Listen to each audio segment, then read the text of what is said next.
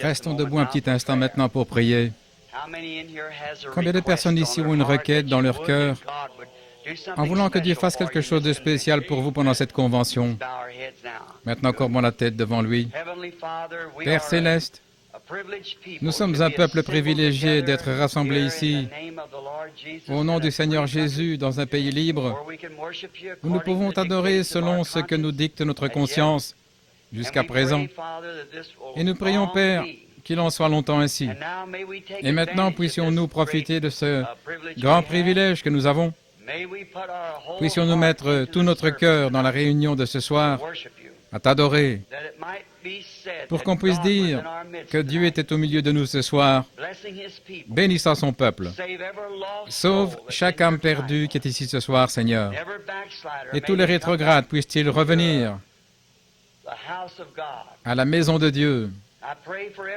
Je prie que tous les malades soient guéris, que les affligés marchent, que les aveugles voient, que les sourds entendent. Que la louange et la gloire soient données à Jésus-Christ au milieu de son peuple. Qu'on se souvienne souvent et longtemps, Seigneur, parce que nous nous sommes rassemblés et que nous avons demandé ces bénédictions au nom de Jésus. Amen. Veuillez vous asseoir.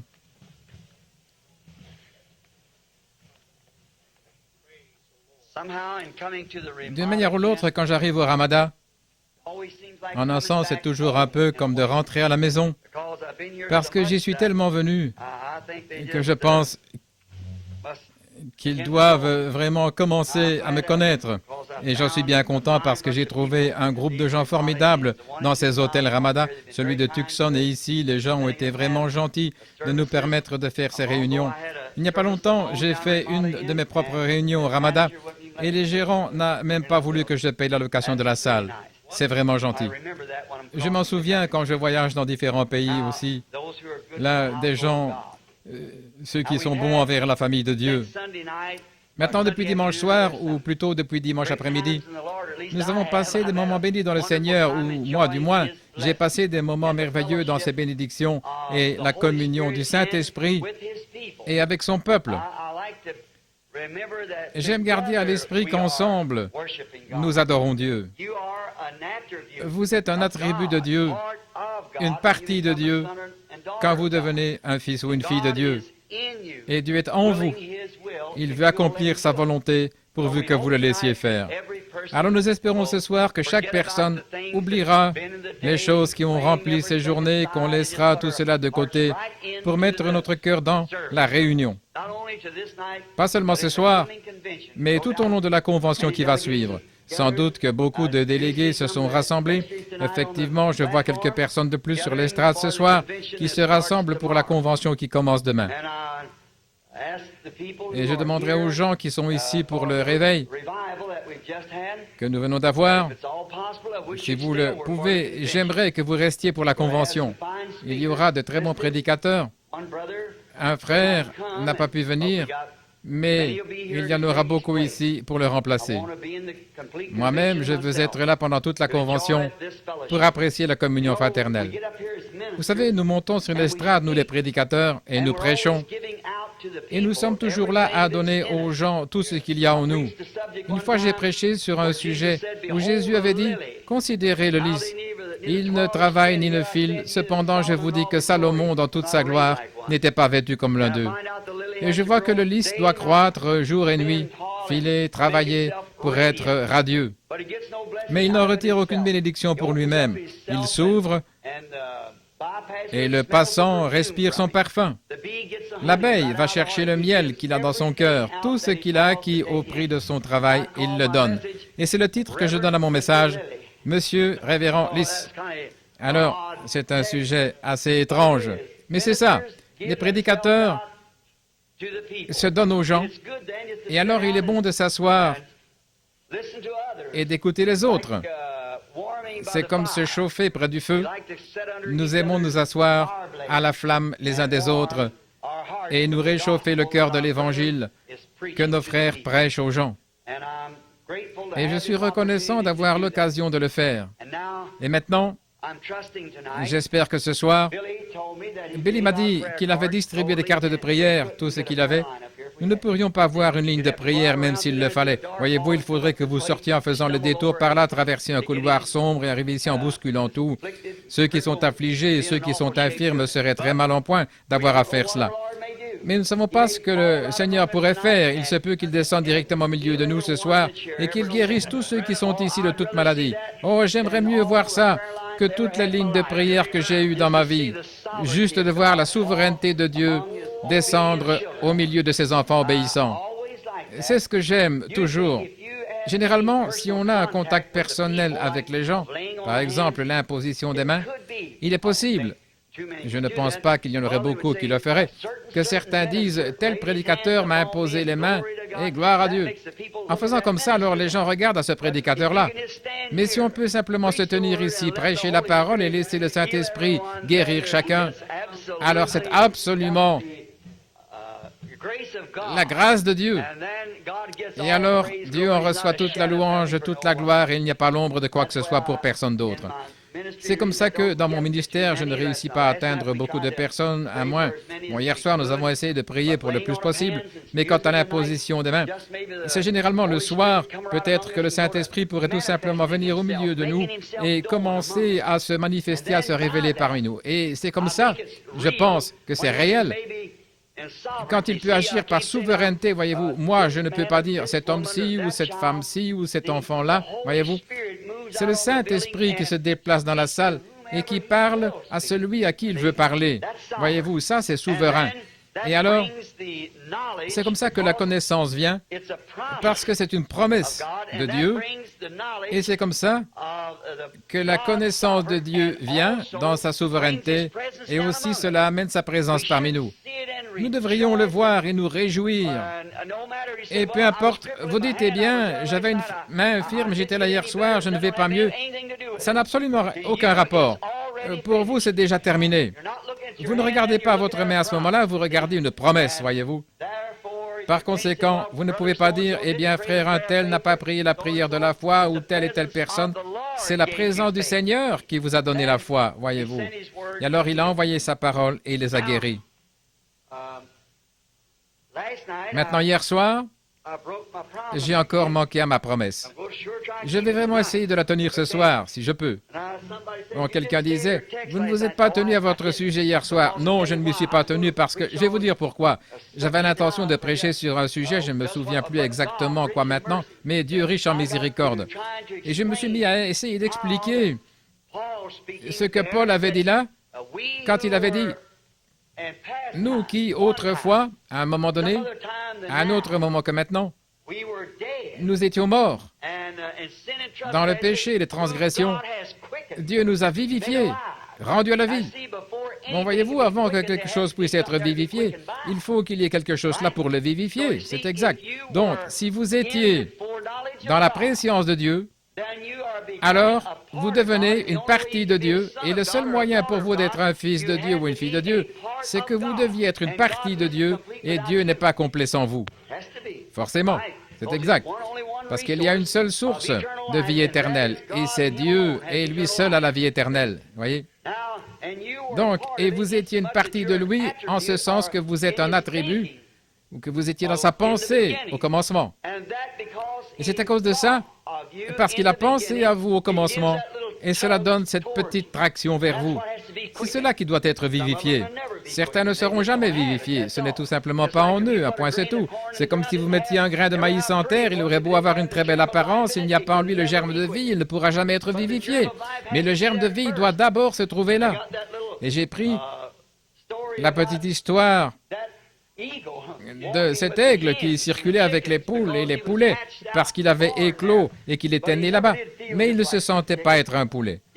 Et vous savez, quand sa maman est passée et qu'elle a poussé son cri, il a entendu une voix qui lui plaisait vraiment parce qu'il était un aigle dès le départ. Tout ce qu'il lui fallait faire, c'est de se retrouver, trouver sa place. Et c'est comme ça pour chaque croyant. Vous n'êtes pas né pour ce monde-ci. Vous avez été créé à l'image de Dieu pour être un fils de Dieu. Et vous n'êtes pas à votre place dans cette basse-cour ici. Vous êtes un aigle.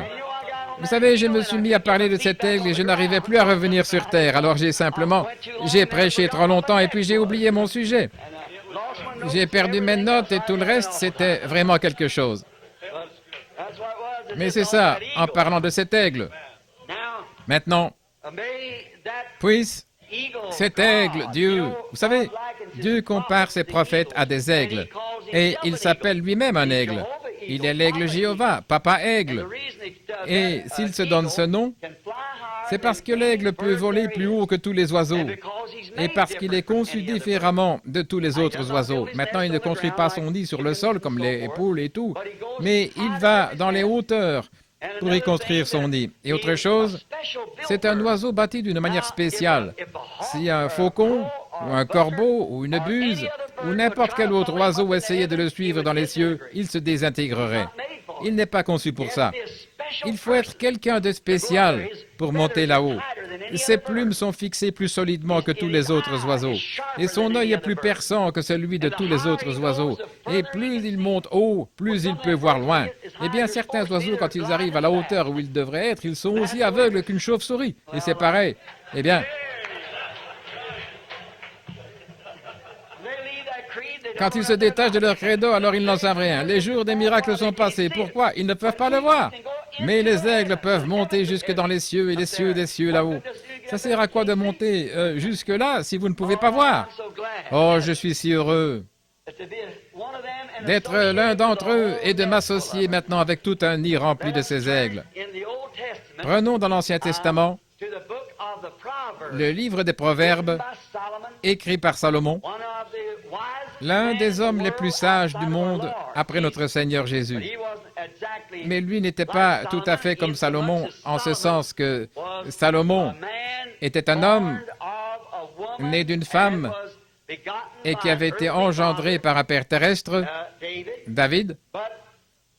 Mais Jésus était un fils né d'une vierge et il n'était pas seulement un homme, mais il était Dieu, l'homme Dieu. Il était plus qu'un homme. Il était un homme plus. Mais Salomon était seulement un homme, comme vous et moi. Et il a demandé à Dieu la sagesse pour diriger son royaume.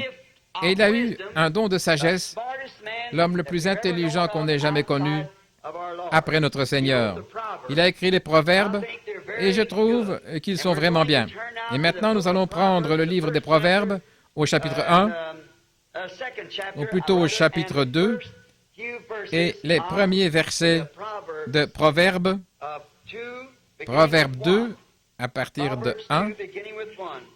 Proverbe 2, la suite des conseils que Salomon donne à ses fils. Mon fils, si tu reçois, excusez-moi, c'est Proverbe 3, 1. Excusez-moi, j'ai regardé ici dans mon livre, et je vois que c'est Proverbe 3 plutôt que 1 ou 2. Excusez-moi. Proverbe 3, verset 1. Mon fils, n'oublie pas mon enseignement et que ton cœur garde mes commandements, car ils augmenteront la durée de tes jours, les années de ta vie et ta paix. Que la loyauté et la vérité ne t'abandonnent pas. Lis-les à ton cou, écris-les sur les tables de ton cœur. Tu acquerras ainsi grâce et bon sens aux yeux de Dieu et des humains. Confie-toi en l'Éternel de tout ton cœur et ne t'appuie pas sur ta propre intelligence. Reconnais-le dans toutes tes voies et c'est lui qui aplanira ton sentier. Oh, je trouve que c'est vraiment le plus beau passage de l'Écriture. Maintenant, j'aimerais prendre comme sujet, tiré du verset 5, « Ne t'appuie pas sur ta propre intelligence. » Maintenant, voilà un sujet très étrange pour le jour où nous vivons. Parce qu'aujourd'hui, certainement qu'on met beaucoup l'accent sur l'instruction et sur notre propre intelligence des choses. Et nous voyons que cette déclaration étrange ici, comme d'autres passages des Écritures, elle a sa place, et nous faisons confiance à Dieu qu'il nous fera voir quelle est sa place. Aujourd'hui, nous envoyons nos enfants à l'école pour qu'ils acquièrent de l'intelligence. Une fois l'école primaire terminée, nous les envoyons à l'école secondaire pour qu'ils aient une meilleure intelligence côté connaissances. Et une fois ces études-là terminées, certains enfants ont même la chance d'aller à l'université. Ils vont à l'université pour parfaire leurs études et leur intelligence, leur connaissance. C'est ce qu'on exige d'eux. Souvent, pour obtenir un emploi, il faut avoir fait au moins des études secondaires ou des études supérieures et tout. Pourtant, le sage Salomon nous a dit de ne pas nous appuyer là-dessus, pas sur notre propre intelligence. Ne recevez pas vos instructions de ces choses-là. Nous nous demandons pourquoi il dirait une chose pareille. C'est parce que, généralement, notre intelligence moderne correspond à la sagesse de l'homme, ce qui est contraire à la parole de Dieu. Je pense que le conseil que Salomon essayait de donner à ses fils, ce n'était pas d'être illettrés, mais de ne pas s'appuyer sur leur intelligence. Et je trouve que ce serait une bonne exhortation aujourd'hui si nous disions en office et au Fils de Dieu que c'est très bien d'avoir de l'instruction, il n'y a rien contre ça, mais quand cette instruction est contraire à la parole de Dieu, alors appuyez-vous sur la parole et laissez tomber votre instruction. Voyez-vous, à cause de la parole, l'instruction va vous servir, va vous donner un bon emploi, vous serez probablement bien vu des gens intellectuels, et c'est en ordre, ça vous aidera probablement beaucoup, ça vous aidera du côté financier et du côté de vos moyens d'existence, vous vivrez peut-être un peu mieux. Mais souviens-toi d'une chose, mon fils, tu devras mourir. Peu importe toutes les études que vous avez pu faire, toute la culture que vous avez pu accumuler, vous devrez quand même faire face à la mort, parce qu'il est écrit que l'homme doit mourir, après quoi vient le jugement. La mort, ce n'est pas si grave, mais de passer en jugement, c'est ça qui est grave. Bon, vous pouvez mourir, mais après quoi vient le jugement? Et Dieu ne va pas vous demander combien d'études vous avez faites quand vous étiez sur Terre, combien de connaissances vous avez accumulées. Si vous avez le titre de bachelier en art ou le diplôme que vous avez bien pu avoir, même en tant que prédicateur, ce n'est pas là-dessus qu'on vous demandera des comptes, mais on vous demandera des comptes sur ce que vous avez fait de votre entendement de la parole de Dieu. Ce sera ça l'exigence. En effet, votre instruction, c'est bien, mais la parole de Dieu, c'est la vie. Ma parole est vie. Et la connaître, c'est la vie. Et il a dit, de le connaître, lui, il est la parole. Alors vous ne pouvez le connaître que par la parole, car il est la parole. Et c'est le seul moyen pour vous de le connaître, c'est par sa parole. Quelqu'un pourrait se présenter et dire, ceci c'est Dieu, ça c'est Dieu, ou ceci c'est juste, et ça c'est juste. Mais nous revenons à la parole, qui est la vérité. La parole, c'est exactement comme l'étoile polaire. C'est une vraie étoile.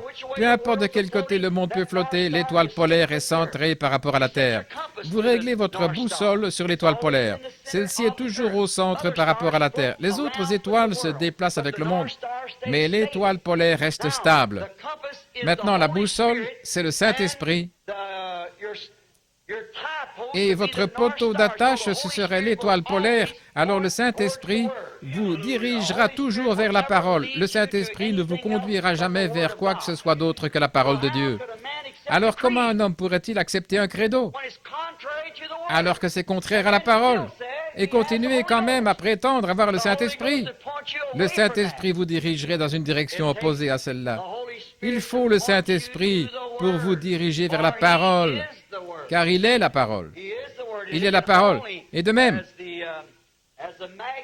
que l'aiguille aimantée de la boussole peut seulement se diriger vers le pôle Nord, elle ne peut être attirée que dans cette direction-là, ainsi comme le Saint-Esprit est l'auteur de la parole et celui qui l'a écrite et qui la vivifie. comment peut-il diriger la personne vers quoi que ce soit d'autre que la parole?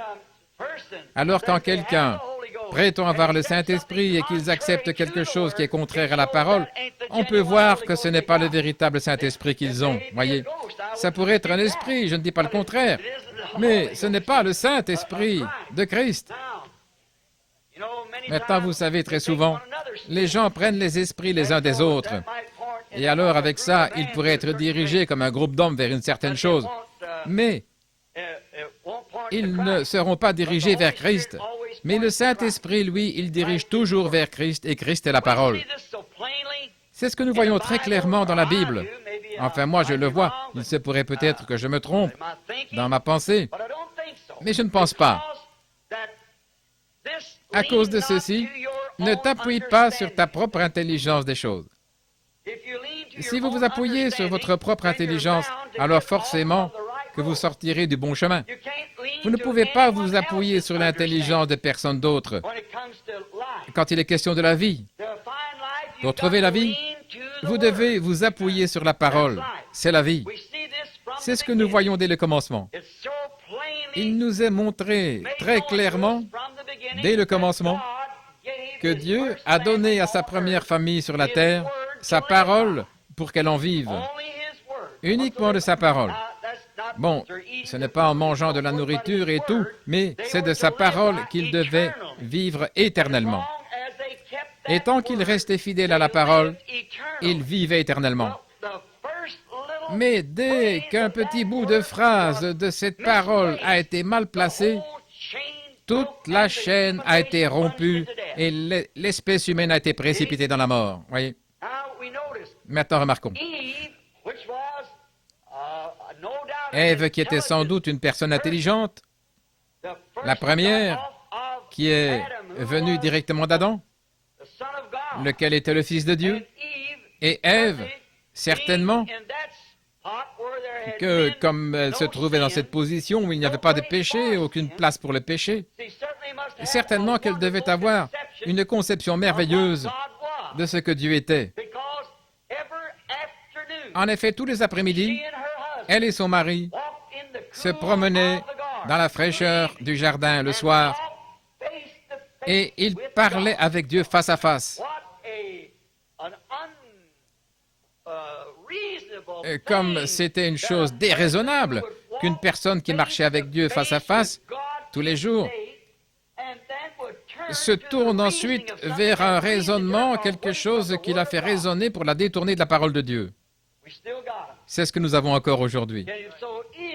Un raisonnement peut si facilement les détourner de la parole de Dieu après s'être trouvé dans la présence de Dieu. Ils voient la parole de Dieu qui est prêchée, la parole de Dieu qui est manifestée, des ivrognes et des pécheurs qui viennent à l'autel et se convertissent, qui deviennent de nouvelles créatures en Christ, des gens de mauvaise vie qui sont transformés en dames et en gentlemen.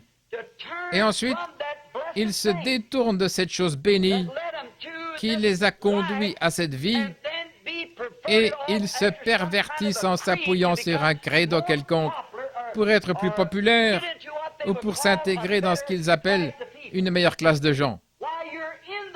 Voyons, vous êtes dans la meilleure classe qui existe, des fils et des filles de Dieu. Eh bien, moi, je préfère cette compagnie-là à celle de tous les rois et de tous les potentats et de tout le reste. Pour moi, rien ne vaut ce groupe de gens humbles, même s'ils ne savent pas distinguer leur droite de leur gauche. Tant qu'ils connaissent Dieu, qu'ils l'aiment et qu'ils le servent, ce sont eux les célébrités du ciel pour moi. Oui, monsieur. Mais nous voyons qu'Ève s'est laissée facilement convaincre par Satan de se détourner de la parole de Dieu et elle s'est appuyée sur sa propre intelligence. En effet, Satan lui avait présenté quelque chose qui ne correspondait pas à ce qu'elle comprenait vraiment de Dieu. Mais il lui a été dit autre chose par l'ennemi, Satan, et elle l'a cru. Maintenant, nous en voyons les résultats. Cela a plongé toute l'espèce humaine dans la mort.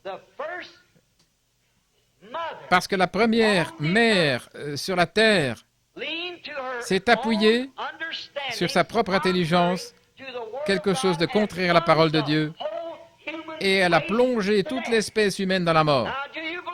Maintenant, croyez-vous ça? C'est la parole. Eh bien, la femme est toujours... L'Église dans la Bible est typifiée par la femme. Et aujourd'hui, une Église qui peut accepter une série de dogmes ou de credos et plonger toute l'Assemblée dans la séparation d'avec Dieu.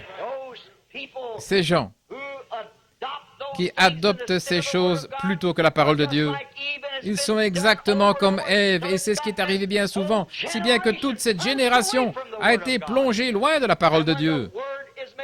Et quand la parole est manifestée, que la parole est révélée, ils ne veulent pas l'accepter. Ils ne veulent pas, parce qu'ils s'appuient sur leur propre intelligence. Cette église a été construite ici, c'est un bâtiment magnifique, c'est une grande organisation, elle est membre d'un grand corps de gens. Pourquoi est-ce qu'on ne devrait pas en faire partie? Je vais m'appuyer dessus. Ne vous appuyez pas sur votre propre intelligence, mais appuyez-vous sur la parole du Seigneur. Donc finalement, toute l'espèce est retrouvée dans la mort. Comme je le disais, c'est la même chose maintenant pour les nombreuses personnes qui se reposent sur leur propre intelligence, sur leurs dogmes et leurs credos et tout, en déclarant que la parole de Dieu n'est pas entièrement vraie, qu'une partie est inspirée, qu'une autre partie ne l'est pas. Comment pouvez-vous avoir la foi dans une Bible dont une partie est inspirée et l'autre pas? Si une seule citation est fausse, alors toute la chose pourrait être fausse. Il faut qu'elle soit toute vraie, exactement vraie.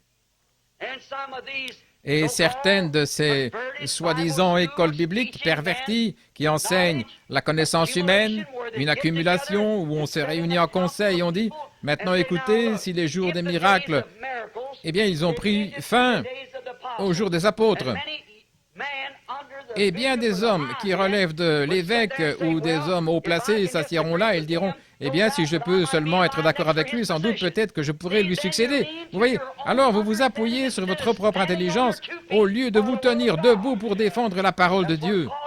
C'est ce qui cause ces choses. Il y a quelque temps, j'ai eu un litige pour une affaire d'impôt.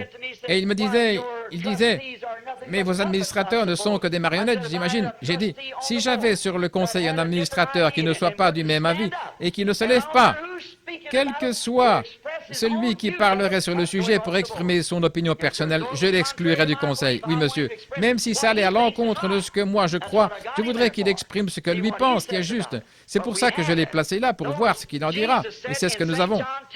Jésus a dit dans Saint Jean 10, « Mes brebis connaissent ma voix. » Une voix, bien sûr, c'est sa parole quand il parle. « Mes brebis connaissent ma voix. » Elles ont eu la preuve que ma voix est la vraie. Elle a été confirmée, comme quoi il s'agit bien de ma voix. Maintenant, remarquez, ils ne sont pas sujets à suivre aucune autre voix. Ils ne le feront pas. Mes brebis connaissent ma voix. Et elles ne suivront pas un étranger. Autrement dit, elles ne comprendront pas une voix théologique qui donne un enseignement contraire à la parole. Les brebis ne comprennent pas ça. Pas plus que l'aigle d'hier soir ne pouvait comprendre le gloussement de la poule. Elles ne le comprennent pas, parce qu'il était un aigle. Et c'est pareil pour un véritable enfant de Dieu né de nouveau. Ils comprennent seulement les choses qui sont de Dieu. Maintenant, quelqu'un dirait, eh bien, écoute, là, tu pourrais faire ceci, je pense, je crois que ce n'est pas comme ceci, je crois que les jours des miracles sont passés, je ne crois pas que c'est la guérison divine, je ne crois pas ceci. Maintenant, un véritable chrétien de nouveau, ses oreilles ne retiendront jamais ça. Il ne le comprend pas. Et comment un homme qui croit en Dieu et qui peut lire la Bible et voir qu'il est le même hier, aujourd'hui et pour toujours, peut-il accepter une telle chose? Je ne le comprends pas. Donc, ils ne s'appuient pas sur leur propre intelligence. Comme par exemple un bébé. Prenez un petit bébé qui est né et qui s'est appuyé une fois sur le sein de sa mère, qui a tété son lait chaud, appuyé sa petite tête sur son sein, même s'il n'est âgé que de quelques heures. Un jour ou deux plus tard, retirez-lui sa mère et remettez-le au sein d'une mère étrangère. Il va lancer les pieds en l'air et hurler. Ce n'est pas sa mère. Voyez-vous, il a déjà en lui quelque chose parce qu'il est une partie de cette mère. Déjà, la nature lui a fourni un moyen de reconnaître sa propre maman. Et si la nature a fourni au bébé le moyen de reconnaître sa mère qui lui a donné naissance, combien plus un fils de Dieu qui est né de l'Esprit de Dieu, il connaît sa maman, il sait parce qu'il est né de la parole et il comprend la parole. Mettez-le dans un lieu étranger et certainement qu'il ne sera pas à sa place, il sortira de là à toute vitesse. Parce qu'il ne s'appuie pas, quelqu'un dira, « Attends là mon chéri, c'est elle ta maman à présent. » Ce n'est pas sa maman parce qu'il a un moyen de reconnaître qu'il est une partie de cette mère-là. C'est sa mère, personne d'autre ne pourra jamais la remplacer. Il reconnaît sa propre mère. Remarquez, comme c'est vraiment le cas, que Dieu a créé toutes choses selon son espèce. Le bétail selon son espèce. Souvent, quand nous faisions le rassemblement du bétail, nous rabattions des troupeaux et les petits veaux. Je me demandais comment ils feraient pour reconnaître leur maman. Elles descendaient des montagnes, toutes les bêtes mélangées, une vache qui est avec le veau, un petit veau affamé peut-être qu'il pourra téter un peu une autre mère s'il est vraiment affamé.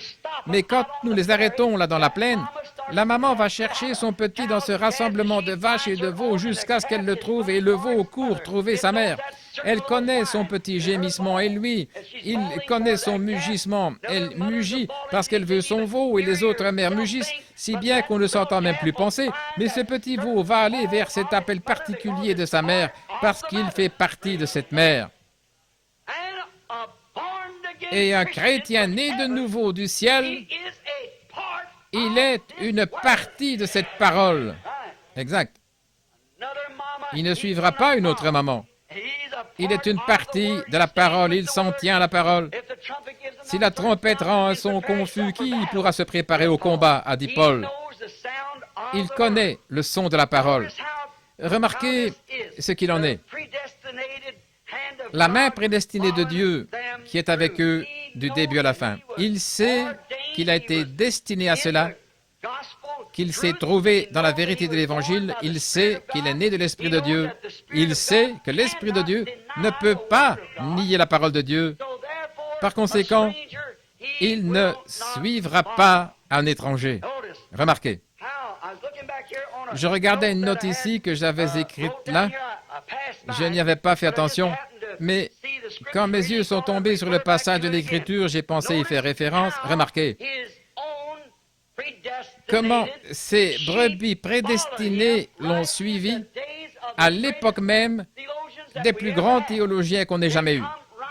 Ils sont sortis sans hésiter parce qu'ils l'ont reconnu. Ils savaient ce que la parole avait promis pour ce jour-là. Ils savaient à quoi ressemblerait le Messie quand il viendrait. Et Simon-Pierre est venu vers lui. À ce moment-là, il n'était encore que Simon. André avait essayé de lui en parler. Cet homme est le Messie. Bon, Simon, évidemment, il était peut-être un peu entêté, il ne voulait pas y aller. Mais quand il s'est avancé dans la présence de Jésus, quand Jésus a dit « Tu t'appelles Simon et tu es le fils de Jonas ». Maintenant, nous savons que Jésus a dit à ses apôtres qu'il les connaissait avant la fondation du monde. Ils étaient les attributs de ses pensées. Par conséquent, comme cette semence reposait en lui et qu'il savait que la parole l'avait annoncé et que la promesse avait été faite que le Messie serait un prophète, quand il a vu cela, eh bien la pêche s'était terminée pour lui. Il savait alors qu'il allait déposer ses filets parce qu'il allait devenir pêcheur d'hommes. Maintenant, d'autres personnes s'étaient tenues là, elles avaient vu la même chose et pour elles, c'était un mauvais esprit. C'étaient les théologiens, parce que ça ne correspondait pas au goût de leur enseignement théologique. Et ils l'ont rejeté parce qu'ils s'appouillaient sur leur propre intelligence des choses, celle de leur docteur, alors que Jésus-Christ était venu, accomplissant la parole promise. Ils étaient trop aveugles pour le voir. Ils se sont appuyés sur ce que le sacrificateur disait et sur ce que l'Église disait, plutôt que sur ce que Dieu disait. Maintenant, Jésus les a réprimandés à cause de ça. Il a dit, « Sondez les Écritures, car vous prétendez avoir en elles la vie éternelle. Et ce sont elles qui rendent témoignage de moi. Ces Écritures que je vous demande de sonder, elles vous disent qui je suis. Mais ils ne voulaient pas s'appuyer sur ce que la parole disait. Ils s'appuyaient plutôt sur leur intelligence de ces choses. Ils s'appuyaient sur leur propre intelligence. Et l'Écriture nous dit qu'ils étaient voilés. Le voile de leur propre théologie les avait aveuglés. Vous dites, Frère Branham, où voulez-vous en venir? Voici où je veux en venir. Cette chose-là est en train de se passer de nouveau. C'en est au point où des hommes et des femmes et des gens vont s'appuyer sur une certaine église à laquelle ils ont adhéré et dont ils font partie. Peu importe ce que la parole de Dieu en dit, ils continuent là en s'appuyant sur leur propre intelligence et en ne tenant aucun compte de la parole de Dieu comme si elle n'avait jamais été écrite. C'est une semence de vie humaine qui n'a pas germé. La vie physique est là, mais il n'y a pas de vie spirituelle à l'intérieur qui puisse être vivifiée. Le voile couvrait leur visage. Maintenant, remarquez, ils avaient leurs propres pensées de ce que Dieu devait être, ils avaient leurs propres idées de ce que le Messie devrait être, mais la parole disait ce que le Messie devrait être. Alors voyez-vous, ils avaient leur propre intelligence de ce qu'il serait.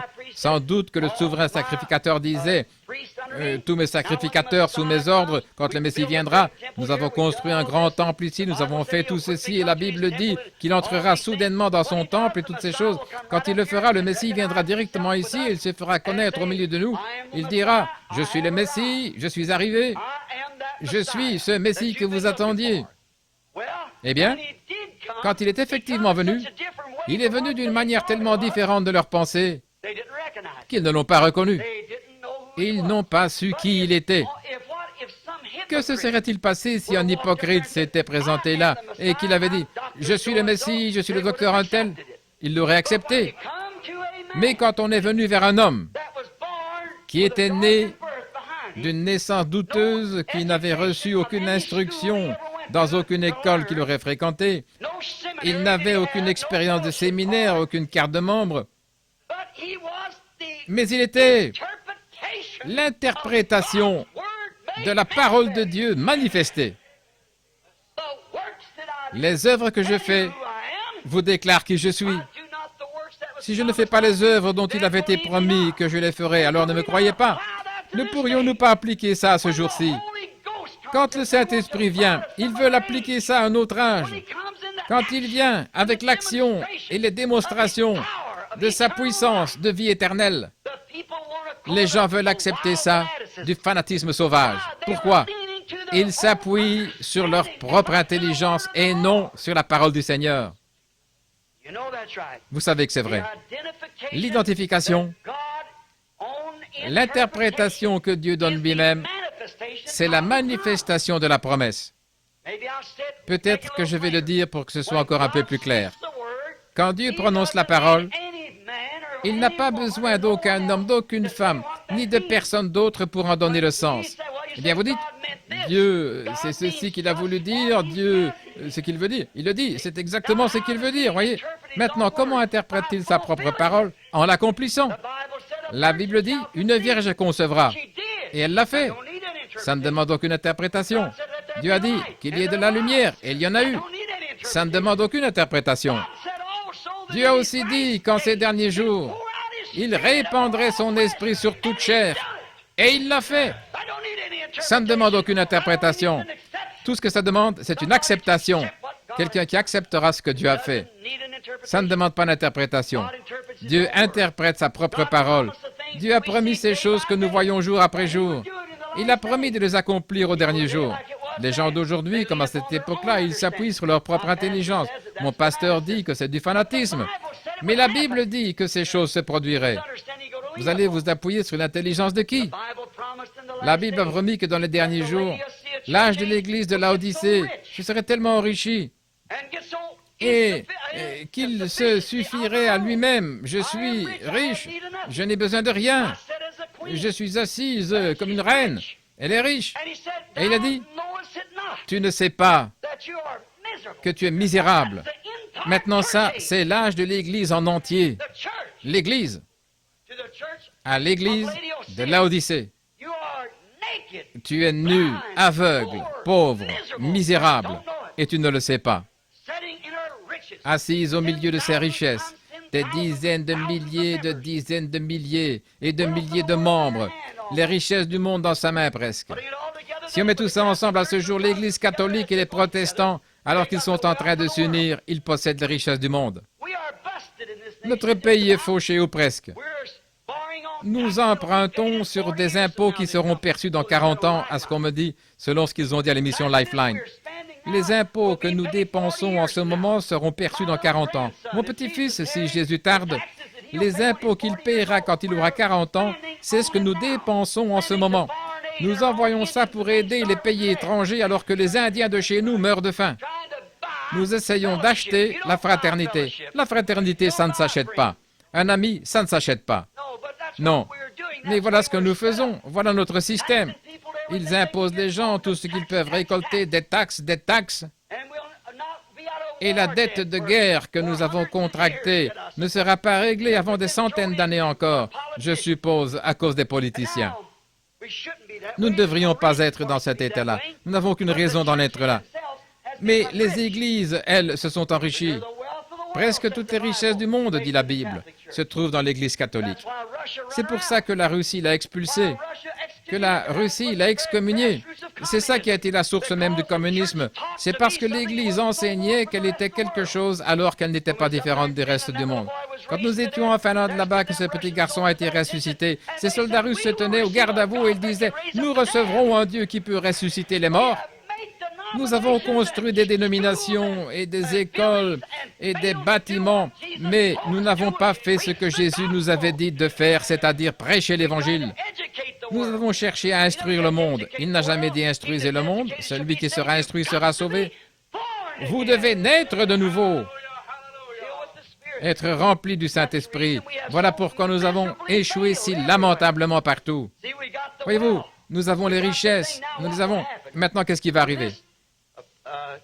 Quand cette Église, le Conseil mondial des Églises, se réunira, ne pouvez-vous voir qui sera à la tête? Vous, les méthodistes, les presbytériens, ne pouvez-vous pas comprendre ça? Et les autres, même les pentecôtistes, vous dites que vous n'y entrerez pas.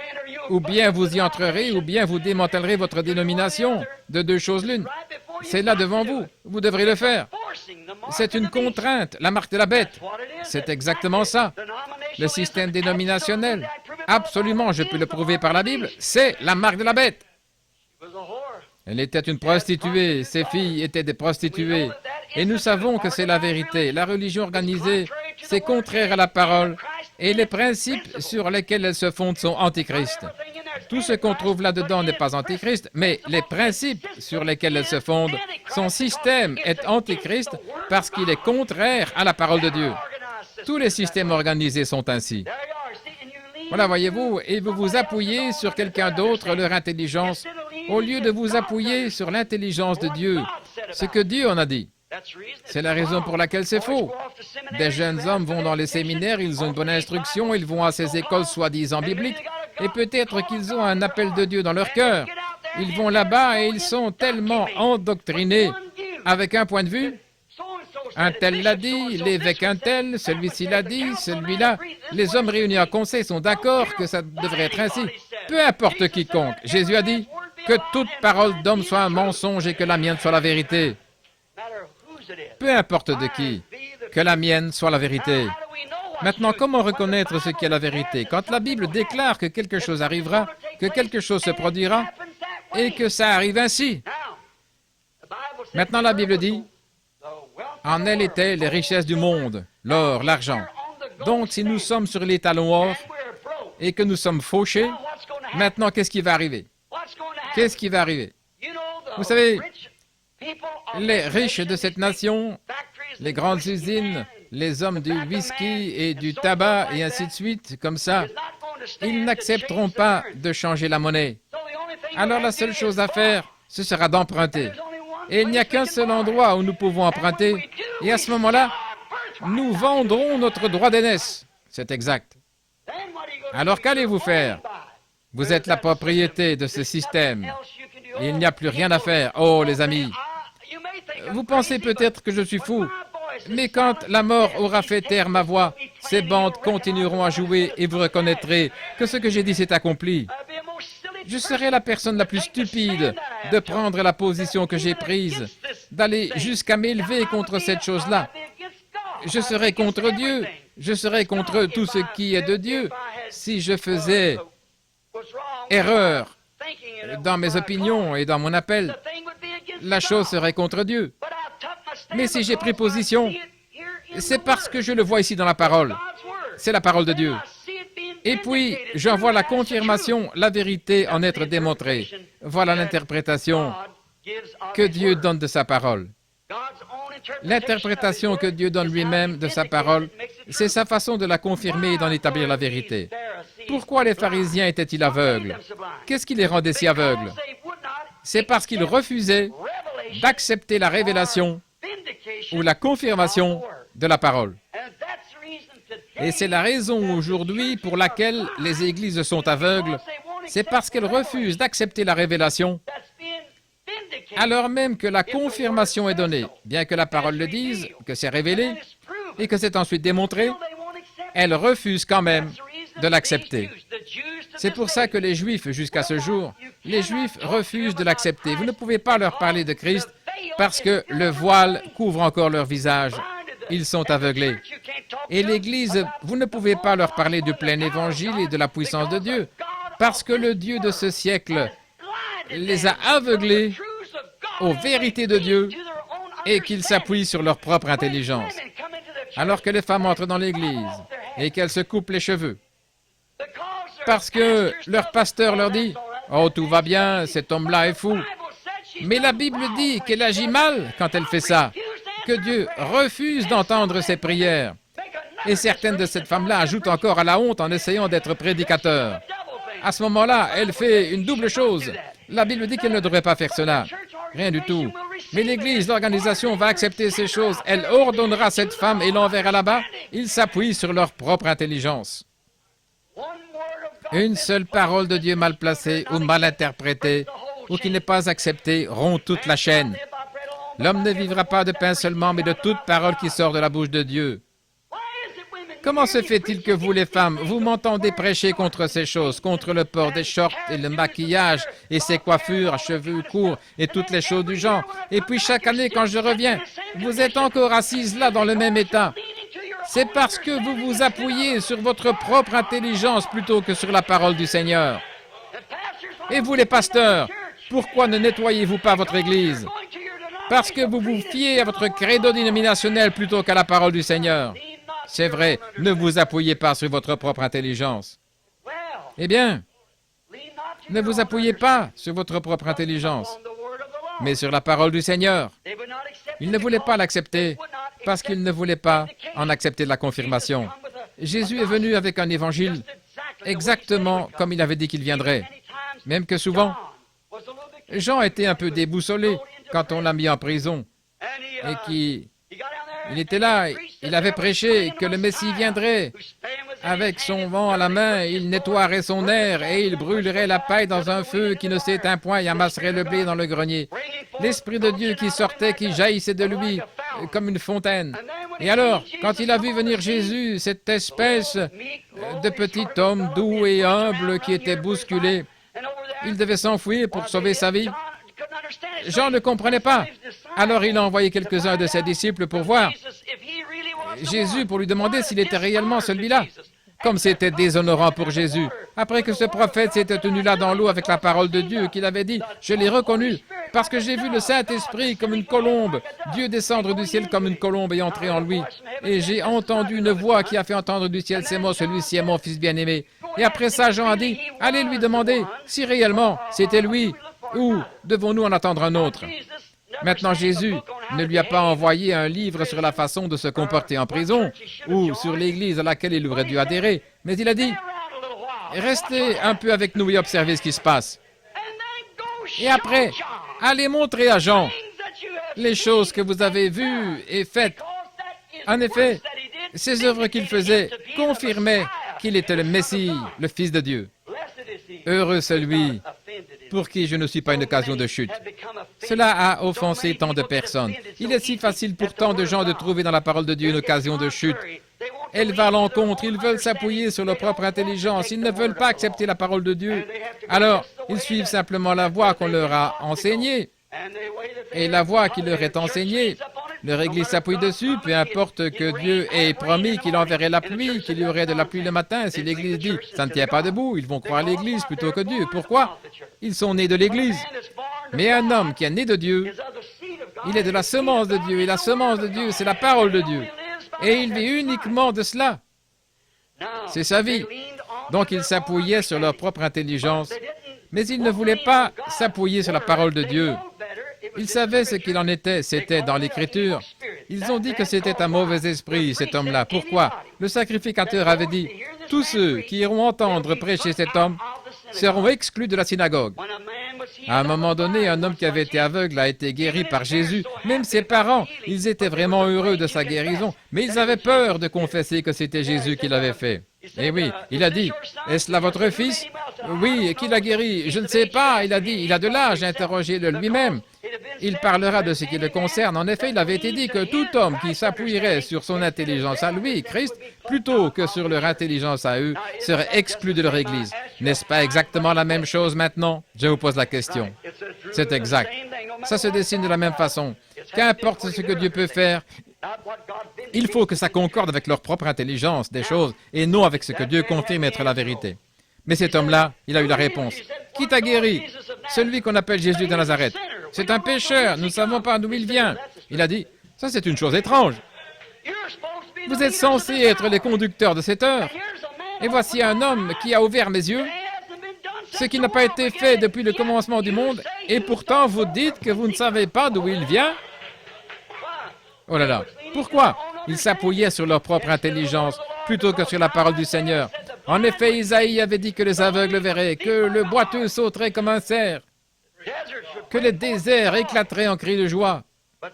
Mais voyez-vous, ils se sont appuyés sur leur propre intelligence et non sur la parole, sur leur propre système qu'ils avaient établi.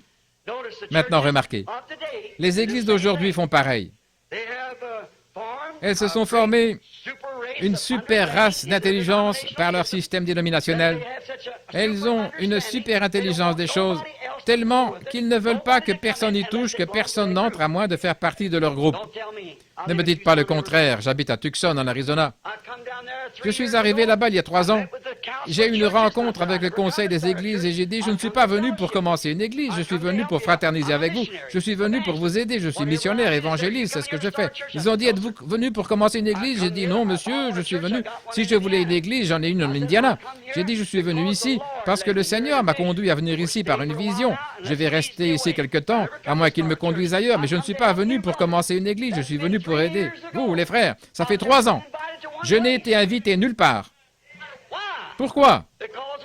Parce qu'ils se sont réunis tout de suite après et qu'ils ont dit que tout homme qui me ferait venir derrière sa chair, qu'ils excommunieraient ce prédicateur-là. Voyez-vous pourquoi? Ils s'appuient sur leur propre intelligence. Certainement. Ceux-là, ce sont les soi-disant. Ils forment leur super intelligence. Si vous ne mettez pas votre nom sur le registre, vous êtes perdu. Un ministre me disait ça. Oh, vous dites, ça, c'était un imposteur, c'était un pentecôtiste. Jack Moore et moi, nous nous sommes assis là à l'écouter à Dallas, au Texas. Il disait qu'il allait devoir ôter un homme de leur registre. J'ai dit, pourquoi? Parce qu'il a fraternisé avec... Eh bien, ôtez-le. Eh bien, alors il sera perdu. J'ai dit, perdu? Il a dit, si son nom n'est pas dans le registre. J'ai dit, vous voulez dire que vous êtes surveillant général et que vous croyez ça? Il a dit, c'est la vérité. J'ai dit, raccrochez, monsieur. Ce n'est pas ça la grâce de Dieu, voyez-vous. Car par un seul esprit, nous avons tous été baptisés dans un seul corps et nous devenons membres de ce corps. Peu importe la marque que vous portez, ça n'a rien à voir. C'est par une naissance que vous êtes un chrétien, c'est le seul moyen. C'est le seul moyen pour vous d'en être un. Ce n'est pas par adhésion, par des credos, quoi que ce soit d'autre, mais par l'instruction, la théologie. Vous êtes un chrétien quand vous êtes né de nouveau. Et vous ne pouvez pas naître de nouveau, à moins d'avoir été élu à naître de nouveau. Car nul ne peut venir à moi si mon Père ne l'attire, et tous ceux que mon Père m'a donnés viendront. Amen.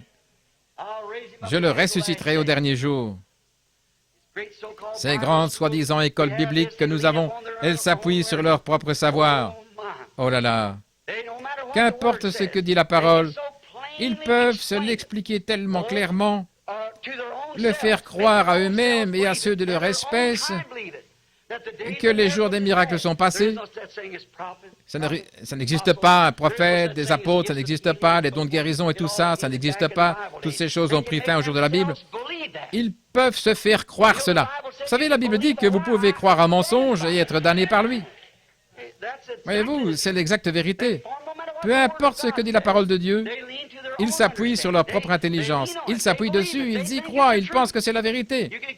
Vous pouvez croire le même mensonge si souvent, si bien qu'à un moment donné, pour vous, ce sera la vérité. C'est exact. Mais comment savoir si c'est la vérité ou pas? Dieu en démontre la vérité, parce que c'est dans sa parole et qu'il la confirme, il en donne lui-même l'interprétation. Comment font-ils pour en arriver là? Ils le font à cause de leur culture, de leur instruction, de l'intelligence, des choses qui leur est inculquées par un diplôme, doctorat, et tel séminaire qu'ils ont fréquenté et où ils ont appris ces choses. Mais regardez mes amis, écoutez, nulle part dans la Bible, il nous est demandé de comprendre. Il ne nous est pas demandé de la comprendre, il nous est demandé de la croire. La croire comment? Par la foi. Si vous la comprenez, alors cela annule la foi. Vous ne pouvez pas la comprendre, mais vous la croyez quand même. Si je pouvais comprendre Dieu, je n'aurais pas besoin de croire Dieu. Je ne comprends pas Dieu. Personne ne comprend Dieu. Je ne peux pas comprendre la parole de Dieu. Mais je l'accepte, je la crois. Il ne m'est pas demandé de la comprendre. Je n'ai été dans aucun séminaire, toute cette grande intelligence que l'homme connaît là-dessus. Tout ce que je sais, c'est que la Bible dit que Jésus-Christ est le même hier, aujourd'hui et pour toujours. Et c'est dans cette catégorie-là que je m'attends à le trouver. Je sais ce qu'il a promis de faire aujourd'hui. Je m'attends à ce qu'il le fasse et il le fait. C'est exact. Il a promis la grâce, je m'attends à la recevoir et je l'ai reçue. Il a promis la guérison, j'y crois, je l'ai accepté et je l'ai reçue. Maintenant, je ne veux pas prendre trop de votre temps, mais je voudrais vous demander une chose, si vous voulez être patient avec moi une minute, de considérer quelques-uns de ceux qui ne se sont pas appuyés sur leur propre intelligence, des personnages de la Bible, juste quelques-uns, qui ne se sont pas appuyés sur leur propre intelligence, quelle que soit l'intelligence de leur âge. Prenons par exemple Noé. Noé a vécu à une époque de grande recherche scientifique. C'est probablement au jour de Noé qu'ils ont construit les pyramides, ce qu'ils ne pourraient pas refaire aujourd'hui. Nous n'avons pas ce qu'il faut pour le faire, ce qu'il faut pour lever ces gros blocs de pierre là-haut. Ils n'y arriveraient pas aujourd'hui. À cette époque-là, ils avaient un genre de produit chimique qu'ils ajoutaient à la teinture et les vêtements ont gardé leur aspect naturel jusqu'à aujourd'hui. Ils avaient un liquide d'embaumement qui leur permettait de faire une momie. Ils n'arriverions pas à en faire aujourd'hui, même s'il le fallait. De nombreux arts se sont perdus. L'époque où il a vécu dans un âge scientifique, Jésus en a parlé. Il a dit qu'un âge comme celui-là réapparaîtrait avant son retour, car ce qui arriva du temps de Noé. Bon, vous êtes prêts à croire ça, n'est-ce pas? Croyez-vous que Jésus l'a dit? Croyez-vous que nous sommes revenus à cet âge-là? Maintenant ça, c'est dans le livre de Luc au chapitre 17, le verset 29. Maintenant, dans Luc 17, 30, il a dit, « Et ce qui arriva du temps de Lot, quand l'ange du Seigneur, maintenant il lisait la même Bible que nous. Retournez en arrière pour voir quel genre d'époque c'était avant la pluie de Noé. Retournez en arrière pour voir quel genre d'époque c'était avant que le monde soit détruit du temps de Lot. Voyez ce qu'il en était et vous verrez de quoi Jésus parlait. Au jour de Noé, les hommes mangeaient, buvaient, se mariaient, donnaient en mariage et ils ne se doutèrent de rien jusqu'à ce que Noé entre dans l'arche et que le déluge vienne et les emporte tous. Au jour de Lot, juste avant que le feu consume le monde, des nations, les sodomites, il y avait des homosexuels, des perversions et tout dans le monde. Et c'était un Los Angeles moderne. Non seulement un Los Angeles moderne, mais une réplique des États-Unis. Non seulement des États-Unis, mais du monde. Certainement que ça l'était, de la perversion. Les hommes avaient perdu leur source naturelle de vie et l'intelligence naturelle, leur bon sens. Ils s'étaient pervertis à cause d'un mauvais esprit qui avait changé tout le cours de leur vie naturelle et ils étaient possédés d'esprits démoniaques. Si ce n'est pas là la description du temps de Noé, je ne sais pas ce qui le sera. Et au jour de Lot, je veux dire, au jour de Noé aussi, Ils mangeaient, buvaient, se mariaient, les tribunaux de divorce se remplissaient et tout, c'était ainsi. Mais souvenez-vous, avant que le monde soit détruit, Abraham a été envoyé sur la face de la terre et il a reçu la promesse d'un fils. Et Abraham a rencontré Dieu à plusieurs étapes, un type de l'Église qui a rencontré Dieu. Mais juste avant la destruction et le retour du Fils promis, ou plutôt sa venue, la venue du Fils qui avait été promis, Dieu est descendu et il s'est manifesté dans une chair humaine, dans un homme, 3 hommes. Ils sont venus vers Lot. D'abord, ils sont venus à Abraham et ils se sont assis. Et Abraham a eu son nom changé d'Abraham en Abraham, de Sarai en Sarah. Et cet homme, celui qui parlait, Elohim, quand il est venu lui parler, qu'est-ce qu'il a dit? Il a dit, « Où est ta femme Sarah ?» Il a dit, « Elle est dans la tente derrière toi. » Il a dit, « Je te visiterai au temps de la vie. » Et elle a ri dans la tente derrière lui. Et il a dit, « Pourquoi Sarah a-t-elle ri ?» Vous voyez? Maintenant, il aurait ôté la vie à Sarah sur le champ pour avoir ri de sa parole. Mais il ne pouvait pas le faire, parce que Sarah était une partie d'Abraham. Et aujourd'hui, Jésus a dit, dans Luc au chapitre 17 et au verset 30, « Ce qui arriva du temps de Lot arrivera de même au temps de la fin, quand le Fils de l'homme, maintenant souvenez-vous, Fils de l'homme, c'est un prophète. Jéhovah a appelé Ézéchiel Fils de l'homme. Et Jésus est venu avec 3 noms. Fils de l'homme, Fils de David, Fils de Dieu. Il se donnait le nom de Fils de l'homme pour que les gens comprennent, parce qu'il était ce prophète que le Seigneur Dieu devait susciter. Maintenant remarquez, qu'a-t-il promis ensuite? Que le Fils de l'homme se révélerait de nouveau, juste avant ce temps-là, avant le feu. Et ce signe-là a été le dernier qu'Abraham a vu avant l'arrivée du Fils promis. Et il est redevenu un jeune homme, et elle, une jeune femme. Maintenant, remarquez, c'est précisément ce que dit l'Écriture maintenant. Nous devons nous attendre à cela. Et alors, si nous voyons le monde dans la perversion, et les choses qu'on y trouve aujourd'hui, et la façon dont ça se passe, alors comment pouvons-nous dire que cette partie-là est vraie et ne pas dire que l'autre aussi est vraie? C'est parce que quelqu'un vous appuyez sur leur intelligence et non sur l'intelligence du prince de la vie, qui était cette personne avec eux à la porte de Sodome. Maintenant, nous remarquons, nous ne nous appuyons pas sur notre propre intelligence. Noé ne s'est pas appuyé sur son intelligence. C'était un grand âge de science, mais il ne s'est pas appuyé sur l'intelligence de son époque. Mais il s'est appuyé sur la promesse de Dieu. Et il a agi par la puissance de Dieu. Il a préparé une arche pour sauver sa famille. Alors que c'était absolument contraire au bon sens. Il n'y avait pas d'eau là-haut, il n'y en avait jamais eu. Mais il savait que si Dieu avait dit qu'il y en aurait, il y en aurait. Alors il ne s'est pas appuyé sur sa propre intelligence, mais c'est par la foi qu'il a agi, selon la parole de la promesse de Dieu. L'Esprit l'a poussé et il l'a fait.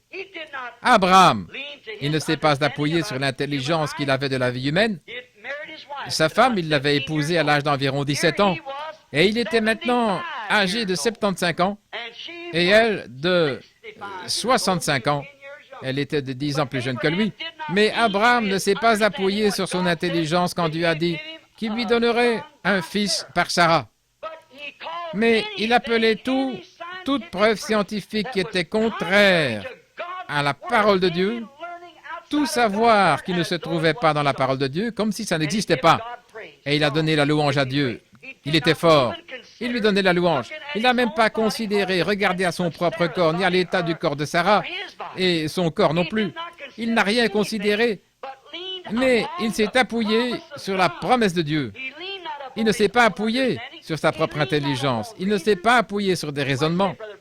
Vous dites, frère Branham, il est raisonnable que Dieu ne guérisse pas les malades, on a tellement de bons médecins. La Bible dit, nous renversons les raisonnements. Nous ne raisonnons pas. La foi ne raisonne pas, la foi croit et accepte. Remarquez. Mais il a cru au lieu d'être incrédule.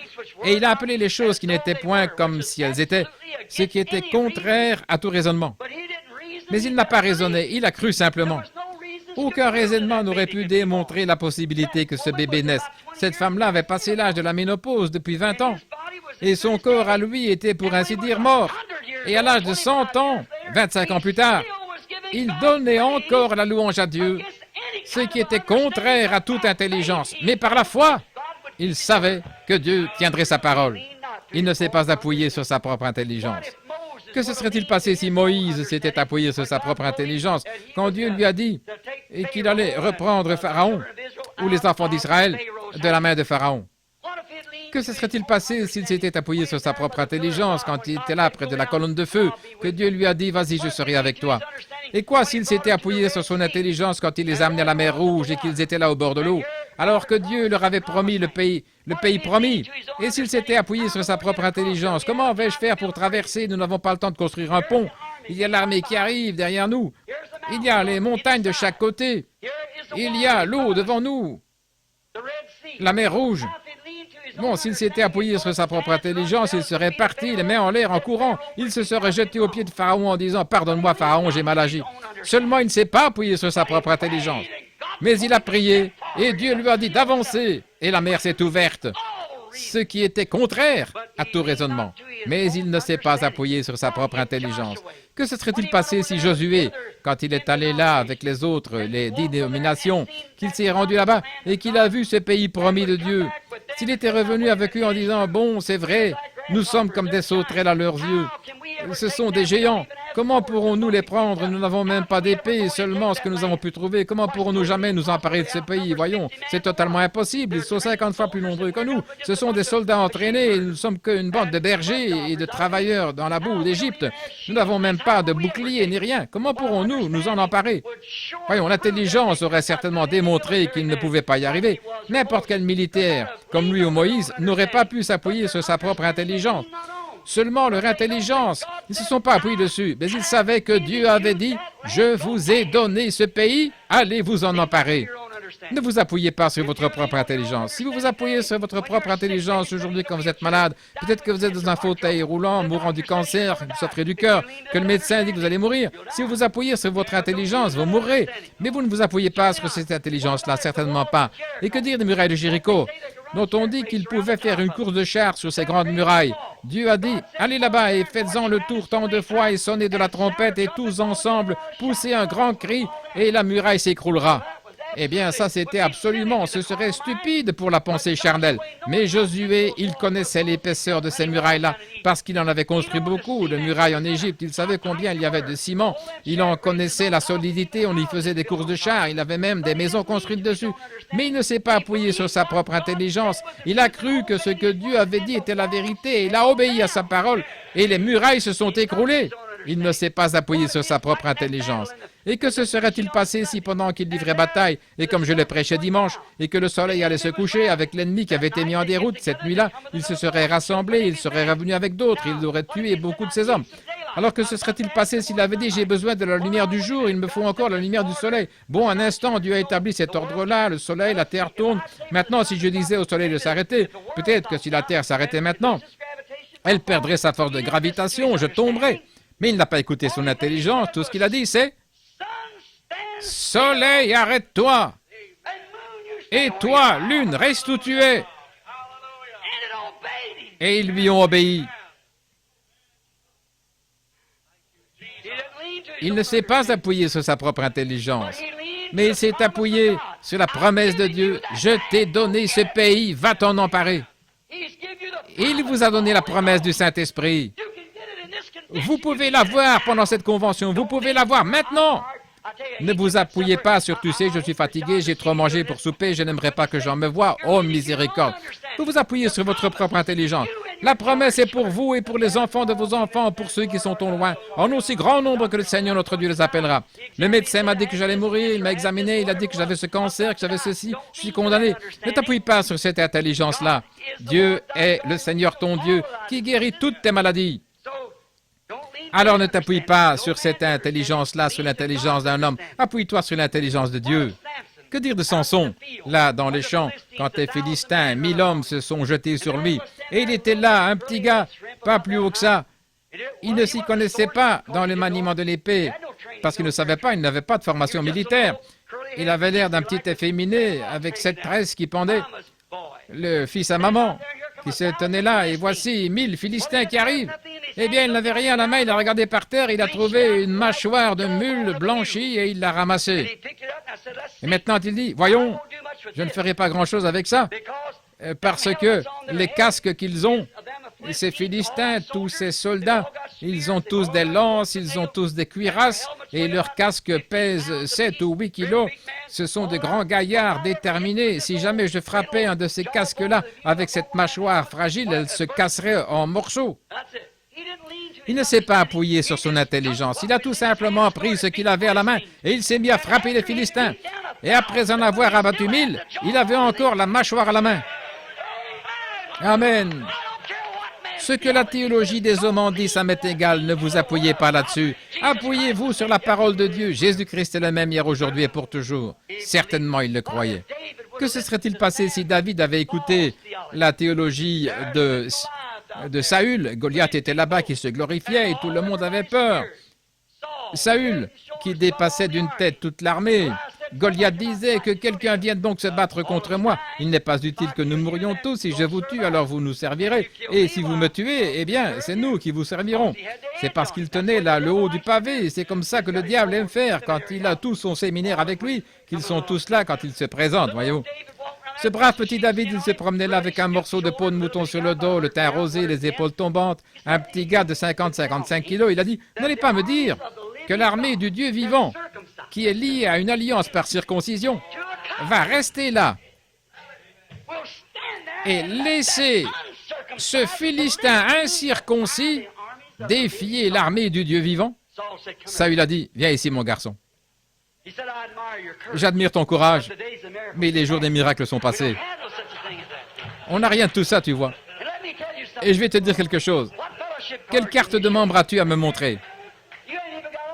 Tu n'as même pas d'armure, tu n'as rien d'autre qu'une fronde à la main, tu vois. Tu n'as pas de doctorat en philosophie ou en droit. Comment vas-tu faire? Cet homme-là est un guerrier. Il a un double doctorat en théologie, en droit, en philosophie et quoi encore. Il a tellement de diplômes qu'il pourrait en tapisser un mur. Et toi, qui es-tu? Un berger? Il a dit, mais je voudrais te dire quelque chose. Il a dit, sais-tu quoi? Je faisais paître les brebis de mon père. Et un lion est venu en enlever une et il est parti avec. Et j'ai pris cette petite fronde et j'ai couru après, je l'ai mis à terre. J'ai arraché l'agneau de sa gueule et alors il s'est dressé contre moi et j'ai simplement pris mon couteau et je l'ai tué. Je suis reparti et là un ours est venu enlever cette brebis. Il l'a prise, il est parti avec, je l'ai tué aussi. Il dit maintenant, le Dieu, pas mon doctorat en philosophie, pas ma propre intelligence, je ne peux pas t'expliquer comment je fais. Je ne sais pas comment la chose se fait, mais le Dieu, amen. Le Dieu qui m'a délivré de la patte de l'ours et du lion, combien plus il me délivrera de la main de ce Philistin incirconcis. Un évêque, Saül, a dit, tu sais, je crois que tu as un appel, mon garçon. Je vais te dire, si tu viens ici, je vais te montrer comment te battre en duel, tu vois. Je vais te dire, je suis docteur, alors mets donc mon armure. Je vais te revêtir. David s'est tenu là et ils lui ont donné un doctorat en philosophie ou en théologie. Et le pauvre petit ne pouvait même plus bouger. Il ne savait pas comment. Il a dit, je ne suis pas habitué à ça, cette veste ecclésiastique ne me va pas. Débarrassez-moi de ça. Laissez-moi y aller avec ce que Dieu m'a donné pour m'aider. C'est-à-dire la foi dans la puissance de Dieu. Et il ne s'est pas appuyé sur sa propre intelligence. Il ne s'est pas appuyé sur ce que quelqu'un d'autre avait dit. Il s'est appuyé sur la foi. En effet, il savait que si Dieu l'avait délivré de la patte de l'ours, combien plus il le délivrerait de ce Philistin. Eh bien, si Dieu vous a aimé assez pour vous retirer du péché et pour vous remplir du Saint-Esprit, qu'est-ce que vous avez, pauvres faiblards, partout dans le pays? Ne va-t-il pas vous délivrer à plus forte raison de votre affliction, puisqu'il a promis de le faire? C'est la parole de Dieu qui le dit. Il le fera, certainement. Il l'a délivré de sa main. Oh, chacun des prophètes, qu'est-ce qui se serait passé s'ils s'étaient appuyés sur leur propre intelligence à leur époque? Ils ne seraient jamais allés voir les sacrificateurs et les souverains sacrificateurs pour les traiter de murailles blanchies et tout le reste. Ils n'auraient jamais prophétisé contre eux, ils auraient été comme certains de ces prophètes modernes. Ils auraient été d'accord, ils auraient porté de beaux vêtements, été dans le palais des rois. Qu'est-ce qui se serait passé si Jean avait essayé de s'appuyer sur sa propre intelligence? Mais il s'est présenté là, il disait un instant, Jean ne prêche surtout pas mariage et divorce. Il est allé devant Hérode et il lui a dit, il ne t'est pas permis de l'avoir pour femme.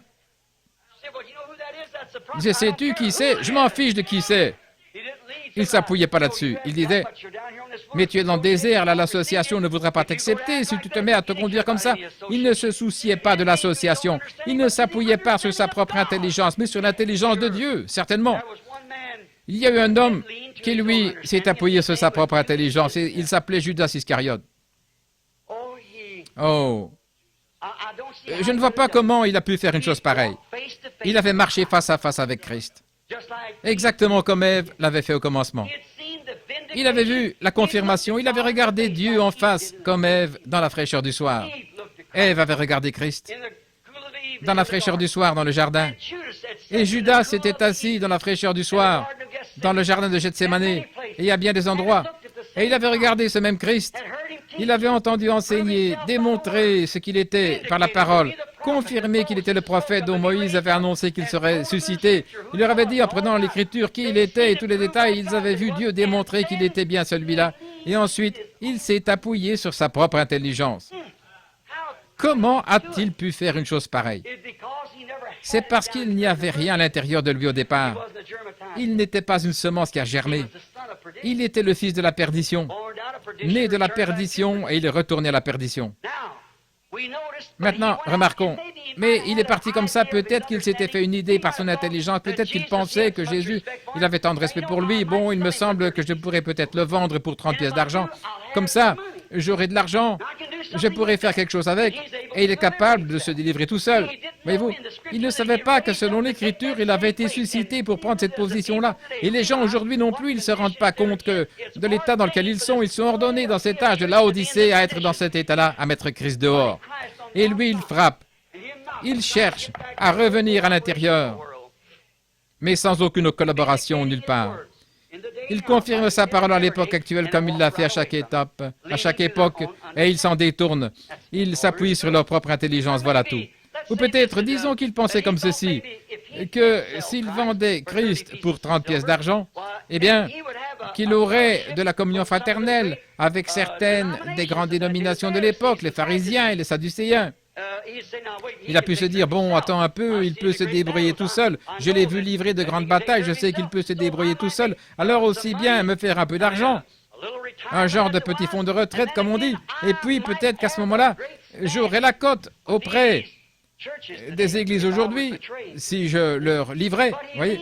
Mais il s'est appuyé sur sa propre intelligence plutôt que sur l'intelligence de savoir que c'était là la parole de Dieu confirmée. Et il a fait à Jésus exactement ce que les Écritures avaient dit qu'il ferait. Et aujourd'hui, le monde ecclésiastique a mis Christ à la porte en ces derniers jours, et c'est exactement ce que le livre de l'Apocalypse a dit qu'il ferait. C'est l'esprit de Judas de nouveau, sous forme d'église, ayant l'apparence de la piété, mais reniant la parole. C'est exact. Maintenant, oh là là, quel en était le résultat? La mort. Exactement comme pour Ève. Et c'est ce qui se produit chez tous les autres qui cherchent à pervertir la parole de Dieu et qui s'appuient sur leur propre intelligence. Même maintenant, ils vendent, pas pour 30 pièces d'argent, mais peut-être pour devenir, quelqu'un de haut placé avec une expérience de séminaire. Ça ne vaut pas 30 pièces d'argent, mais ils la vendent quand même. Ils vendent l'intelligence qu'ils ont de Dieu pour une chose pareille. Quelle différence avec le grand érudit Saint Paul qui possédait toute la connaissance dont il pouvait se vanter. Mais il a dit, j'ai rejeté tout cela, tous mes raisonnements. J'ai rencontré une colonne de feu un jour que j'étais en route vers Damas.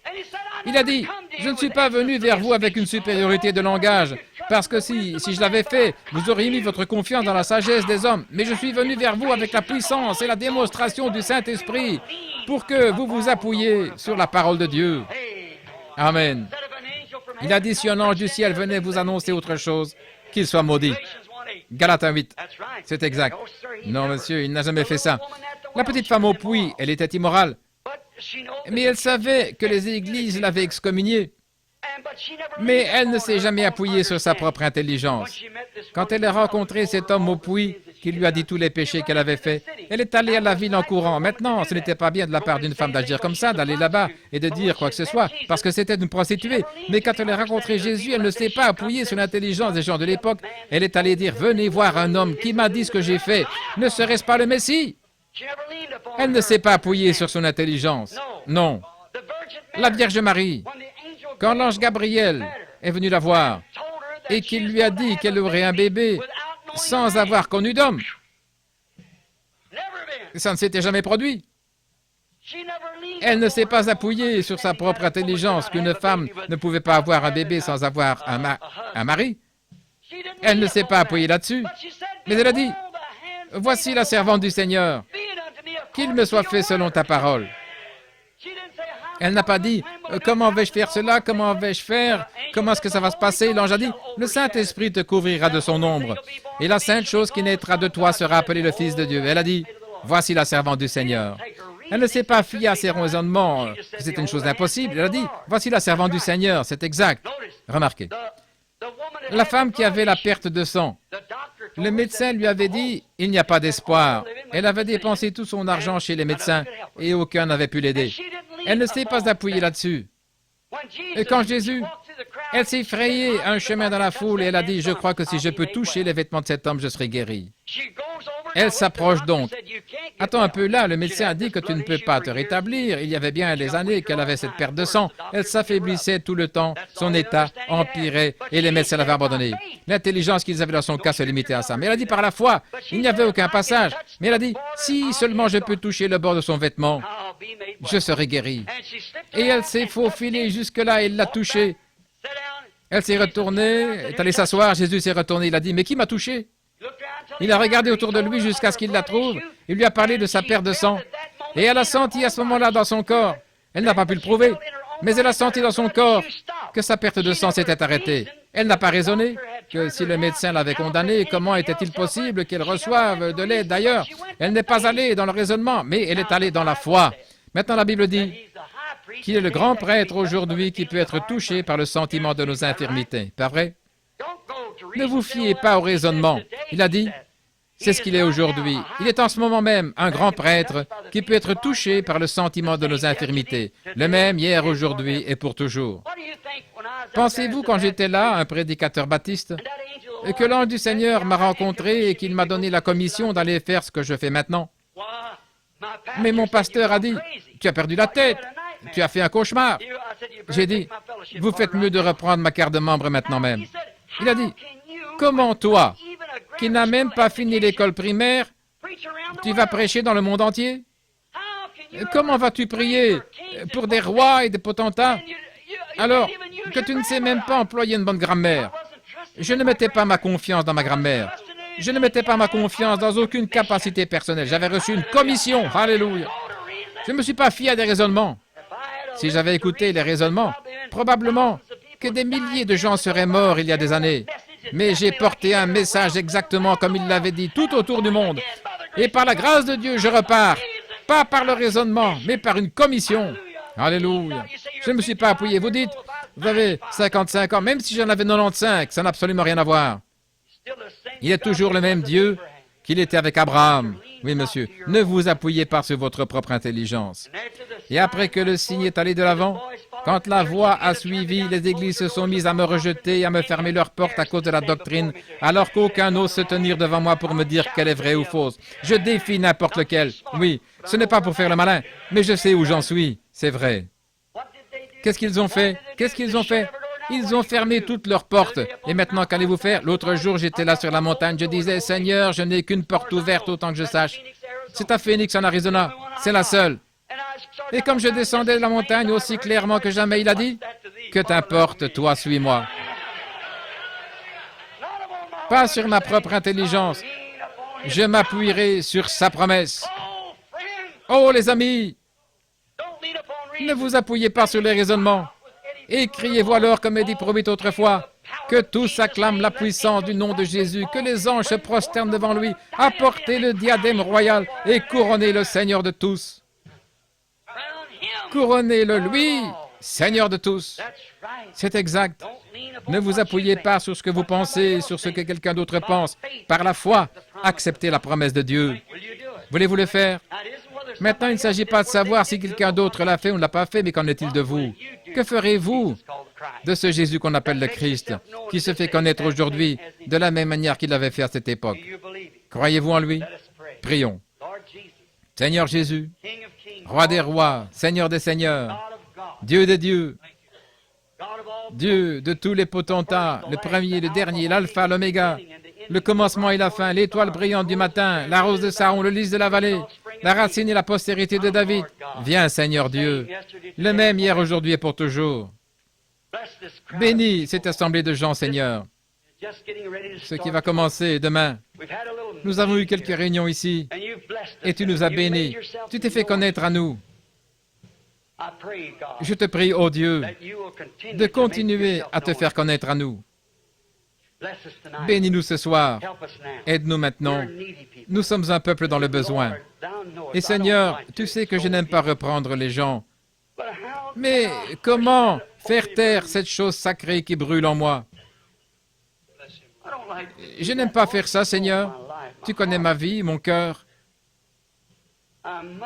Je dois le faire. Aussi, je te prie, ô Dieu, de m'aider à le faire. Donne-moi seulement la grâce et que je ne m'appuie jamais sur ma propre intelligence, mais que je m'appuie sur ta promesse. Au nom de Jésus, Amen. Je voudrais que vous soyez tous très respectueux pendant quelques minutes. Dans cette assemblée, sans doute qu'il y a des hommes et des femmes qui sont malades. Combien ici sont malades et affligés? Levez la main, dites simplement, « J'ai besoin de Dieu ». Levez simplement la main, « J'ai besoin de Dieu ». Je ne connais pas un grand nombre de personnes. Je connais les trois garçons qui sont assis juste ici. Je connais M. Dow et sa femme qui sont assis là. Je pense que c'est Sœur Moore ici, je ne suis pas sûr.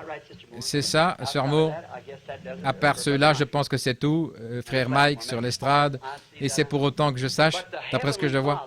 Mais le Père Céleste qui a promis, et qu'en ce jour-ci, qu'il confirmerait ce qu'il est dans cet âge-ci exactement de la même manière qu'il avait fait à Sodome. Est-ce qu'il l'a promis? Qu'il se manifesterait. Croyez-vous cela?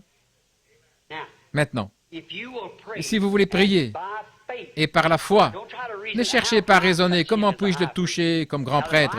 Maintenant, la Bible dit, dans le Nouveau Testament, il est le souverain sacrificateur, maintenant même. Il reste en place comme grand prêtre selon l'ordre de Melchisédek. Il est le grand prêtre pour toujours. Il n'y a pas d'autre grand prêtre que lui. Aucun autre médiateur entre Dieu et les hommes sinon l'homme, Christ. C'est vrai. Il est le seul. Et il est le même, hier, aujourd'hui et pour toujours.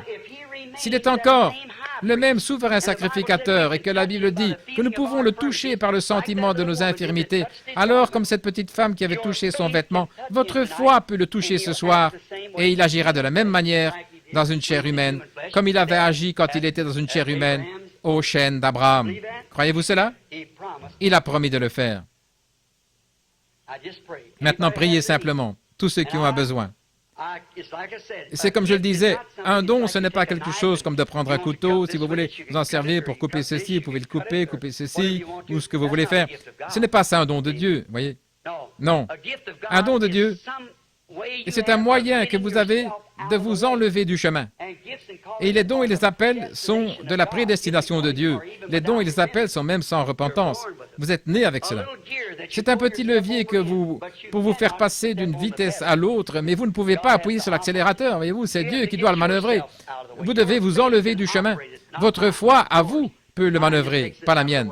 La vôtre. La mienne, c'est de s'enlever du chemin, c'est tout. Croyez de tout votre cœur que Jésus-Christ vit aujourd'hui.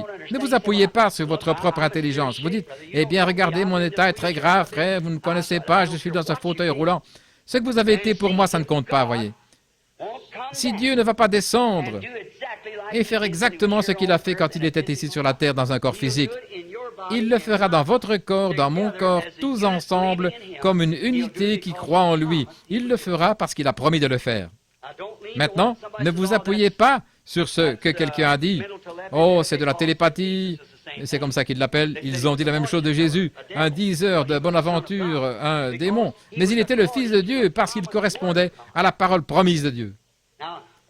Maintenant, comme je le disais, les salles qu'on a, on n'est pas obligé d'avoir ça pour venir imposer les mains aux gens. Mais nous leur avons imposé les mains hier soir. Mais la seule chose que vous devez avoir, c'est la foi et ensuite reconnaître. Par la foi, vous l'acceptez.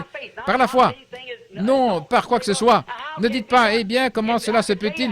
Si je pouvais vous dire comment cela se fait, alors ce ne serait plus la foi. Je ne sais pas comment cela se fait. Et je ne sais pas, mais je le crois. Et je ne sais pas comment Dieu sauve un pécheur, mais il le fait. Je ne sais pas comment Dieu fait toutes ces choses, mais je l'accepte. Il le fait. Et c'est comme ça. Je ne peux pas l'expliquer. Ça ne s'expliquera jamais. Personne ne peut l'expliquer. Parce que si vous l'expliquez, à ce moment-là, ce n'est plus la foi.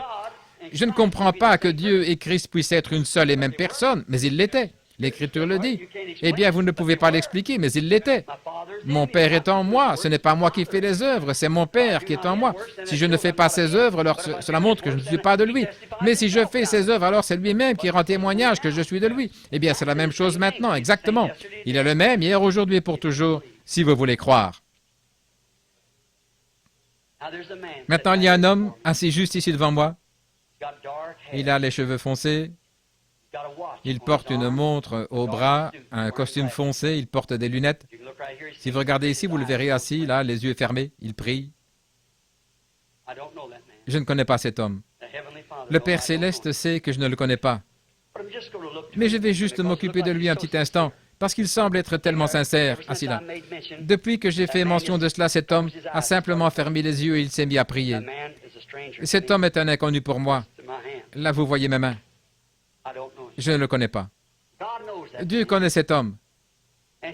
Et il peut me révéler, si cette promesse de la Bible est vraie, il peut me révéler la raison pour laquelle cet homme a les yeux fermés et pourquoi il prie.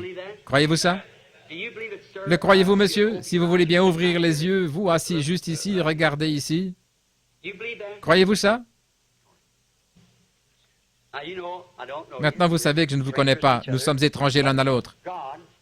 Mais Dieu vous connaît. Il s'est mis à pleurer, là. Il verse des larmes. En effet, je peux lui dire tout de suite que Dieu va exaucer sa demande. Voyez-vous? Parce que c'est ce qui vient de le toucher, cette lumière. C'est passer des lumières à des ténèbres à la lumière. Maintenant, cet homme, il prie pour quelqu'un d'autre. Il s'agit de ce petit garçon qui est assis ici près de lui. C'est son fils. C'est exact. Maintenant, ce petit garçon, il souffre d'un problème d'estomac et aussi quelque chose aux intestins. C'est exact.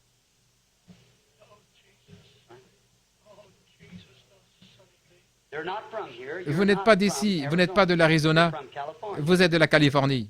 C'est exact. Et vous êtes un ministre. Et vous êtes en communion avec les assemblées de Dieu. C'est vrai. Révérend McGay ou Révérend Kay, c'est exact. Est-ce vrai? Faites signe des mains comme ceci. Maintenant, votre petit garçon ira bien. Votre foi. Maintenant, bon, cet homme est là, les mains levées, il ne me connaît pas, je ne le connais pas. Mais qu'était-ce? Il a touché le souverain sacrificateur. Maintenant, voyez-vous, il n'a pas pu s'appuyer sur sa propre intelligence. Maintenant, ce qu'il doit faire, ce qui reste à faire, il doit croire que ce qui lui a été dit, c'est la vérité, parce qu'il sait qu'il ne me connaît pas. Tenez, il y a une femme assise ici devant moi, elle aussi, elle a la tête inclinée. Elle souffre d'un cancer. Elle aussi, elle vient de la Californie. J'espère qu'elle ne le manquera pas. Mademoiselle Adams, c'est votre nom? Je ne l'ai jamais vue de ma vie.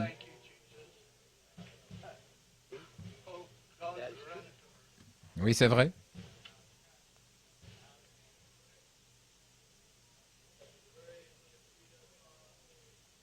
Il y a une dame assise au fond ici, je peux la montrer simplement du doigt, mais je vois une lumière au-dessus d'elle. Elle a des ennuis sérieux. Une chose, elle a mal au cou. Autre chose, elle a des problèmes spirituels. Elle s'inquiète. Ça fait du souci pour ça. Et elle a un problème familial. Sa fille s'est enfuie dernièrement. C'est exact. C'est vrai, n'est-ce pas? Elle a la main levée. Madame Miller, c'est exact. Croyez-vous? Dieu vous la renverra. Il guérira votre corps. Maintenant, je ne l'ai jamais vue de ma vie. Elle m'est totalement inconnue.